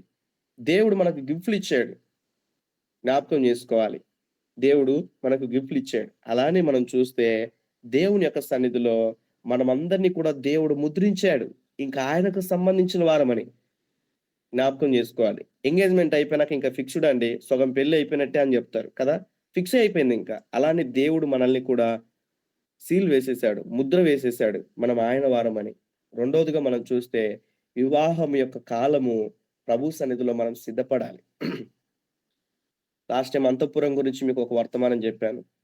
ఆయన అంతఃపురంలో నుంచి వచ్చేటువంటి సమయంలో కేవలము అంతఃపురంలో ఉన్నటువంటి రాణి మహిమ గలదై ఉండాలి. ఈరోజు నీకు ఆస్తి అంతస్తులు లేకపోయినా కూడా ఆయన కొరకు మహిమకరంగా జీవించగలిగినట్లయితే ఆయన నిన్ను ఎదుర్కొంటాడు అన్న విషయాన్ని నేను తీసుకెళ్తాడు. ఆయన మనల్ని కూడా ఒప్పందం చేసుకున్నాడు. ఈ యొక్క కాలంలో మనం చేయాల్సినటువంటి పని ఏంటంటే ఆ యొక్క ప్లేస్ ను సిద్ధపరచడానికి ఆయన వెళ్ళిపోయి ఉంటున్నాడు. జ్ఞాపకం చేసుకోవాలి. యూదుల క్రమంలో ఏ రీతికైతే స్థలము కొని ఇండ్లు కట్టేటువంటి పరిస్థితి ఏ రీతిగా ఉంటున్నదో, అలానే యోహాను సువార్త 14వ అధ్యాయంలో ఇప్పటి వరకు వింటూ వచ్చినటువంటి మాటలు ఇక్కడ కూడా మీరు టైం లైన్ లో మీరు చూస్తున్నారు. ఇంగ్లీష్ లో preparing a place, John chapter 14:6, preparing a place అన్న విషయాన్ని, మన కొరకు ఒక స్థలాన్ని సిద్ధపరచడానికి వరుడు ఏం చేస్తా ఉన్నాడు? ప్రిపేర్ ఏ ప్లేస్ అంటున్నాడు. ఎందుకో తెలుసా? ఇక్కడున్నటువంటి వధువును తీసుకెళ్ళడానికి. జ్ఞాపకం చేసుకోవాలి ప్రభు సన్నిధిలో. ఫాదర్ డిసైడ్ ద సమయం, టైం అన్న విషయాన్ని మనం చూస్తా ఉన్నాం. తండ్రి సమయాన్ని సిద్ధపరిచి ఉంటున్నాడు వివాహానికి ఇల్లు కట్టుకున్నాడు. అందుకే యేసు ప్రభువు అంటే, నేను వెళ్తున్నా, మీ అందరికి కూడా ఇల్లు కట్టేస్తా, ఒకవేళ లేకున్నట్లయితే నేను మళ్ళీ మీ కొరకు సిద్ధపరుస్తాను. జ్ఞాపకం చేసుకోవాలి. ఈరోజు ఆయన ఇల్లు సమకూర్చాడు. నువ్వు సిద్ధపడి ఉన్నావా? ఆయన తీసుకెళ్ళడానికి మనము చూడడానికి ఎలా ఉంటున్నాం? ఆత్మీయ జీవితంలో విహీనంగా ఉన్నట్లయితే ప్రభు సంతోషిస్తాడా? ఆలోచన చేయాలి. మనం అందరం కూడా ఆత్మీయ జీవితంలో అందముగా తయారవ్వాలి కదా. వివాహ సమయాల్లో స్త్రీలు కావచ్చు, పురుషులు కావచ్చు, ఎంత అందముగా తయారవుతారు. లేనిపోంటి అన్ని కూడా పూసుకొని అర్థం చేసుకోవడానికి, అందరికీ కనిపించడానికి, ఫోటోషూట్కి. బట్ ఆత్మీయ అలంకరణ అది ఎంత ప్రాముఖ్యమైనటువంటిది. ప్రభు సంతోషించడానికి, ప్రభు చూడడానికి మనం కూడా ఏం చేయాలంటే మనల్ని మనం ప్రిపేర్ చేసుకోవాలి, జ్ఞాపకం చేసుకోవాలి. మూడవదిగా ఆయన వచ్చి మనల్ని తీసుకెళ్తాడు. జ్ఞాపకం చేసుకోవాలి. కమ్స్ టు కలెక్ట్ ద అన్న విషయాన్ని మనం చూస్తా ఉన్నాం. సంఘాన్ని తీసుకెళ్ళడానికి, వరుడు వధువుని తీసుకెళ్ళడానికి వస్తాడు. ఎలా? రిటర్న్ వస్తా ఉన్నాడంట. ఎందుకు? జ్ఞాపకం చేసుకున్నట్లయితే తీసుకెళ్ళడానికి, వచ్చేయమని పిలుస్తా ఉన్నాడు. ఇక్కడ కాల్ అవుట్, కమ్ అన్న విషయాన్ని మనం చూస్తా ఉన్నాం. ఇంగ్లీష్ లో మనల్ని కూడా ఆయన రమ్మని పిలుస్తా ఉన్నాడు. ఆత్మీయ జీవితంలో సిద్ధపడినటువంటి వారి కొరకు, రాకడ కొరకు సిద్ధపడినటువంటి వారి కొరకు. 4th పాయింట్ లో కూడా మనం చూస్తే జ్ఞాపకం చేసుకున్నట్లయితే presence the bride to father and family అన్న విషయాన్ని మనం చూస్తా ఉన్నాం. ఈ వచ్చి ఏం చేస్తాడంటే ఈ వివాహానికి సిద్ధపడినటువంటి ఈ వ్యక్తి వెళ్ళి ఆ కుమార్తెను తీసుకొని తండ్రి దగ్గరికి వచ్చి చూయిస్తాడు. ఇదిగో నేను కష్టపడ్డాను, ఇదిగో మ్యారేజ్ కూడా చేసుకున్నానని కుటుంబ సభ్యులకు చూయించుతాడు. కుటుంబం అంతా కూడా సంతోషిస్తుంది. దేవుడు కూడా మనల్ని ఒప్పందం చేసుకున్నాడు. వివాహ కాలాన్ని కూడా సిద్ధపరిచాడు. వధువును తీసుకెళ్ళడానికి అనగా మనల్ని తీసుకెళ్ళడానికి ఆయన వస్తా ఉన్నాడు. స్థలాన్ని సిద్ధపరిచాడు. తీసుకొని వెళ్ళి మనల్ని పరలోకంలో పరిచయం చేస్తాడు. జ్ఞాపకం చేసుకోవాలి. అది సంతోషించేటువంటి సమయం. ప్రదర్శన చేస్తాడు ఆయన. వెడ్డింగ్ ఫీస్ట్ గురించి కూడా మనం చూస్తా ఉన్నాం. లాస్ట్ ఏ వీక్ అన్న విషయాన్ని కూడా మనం చూస్తాం. కాబట్టి జ్ఞాపకం చేసుకున్నట్లయితే ప్రభువులో ఆనందించేటువంటి విధానం, సహవాసం అనేటువంటిది దేవుడు అనుగ్రహిస్తాడు. ప్రియమైన దేవుని బిడ్డలారా, ప్రభు ఇచ్చినటువంటి ఈ రక్షణని ఎంత జాగ్రత్తగా కాపాడుకోవాలి, ప్రభు కొరకు ఎంత సిద్ధపడాలి అన్న విషయాన్ని ఆలోచన చేస్తూ మనం ముందుకెళ్ళాలి. మనం కొనిపోబడవలసిన వారమై ఉన్నాం అన్న విషయాన్ని మనం అర్థం చేసుకుంటూ ప్రభు కొరకు మనం సిద్ధపడినట్లయితే దేవుడిచ్చేటువంటి ప్రతిఫలం కొరకు మనం ఉంటాం.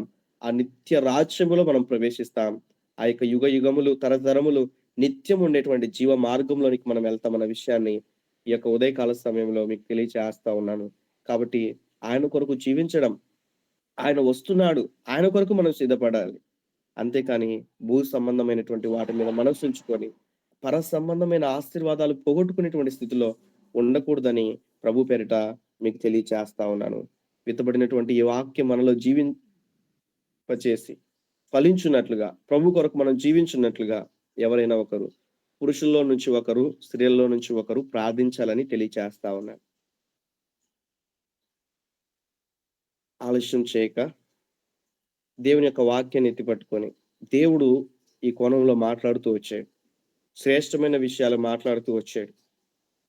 మాట్లాడిన ప్రతి మాటను బట్టి స్త్రీల్లో నుంచి ఒకరు, పురుషుల్లో నుంచి ఒకరు ప్రార్థించారు.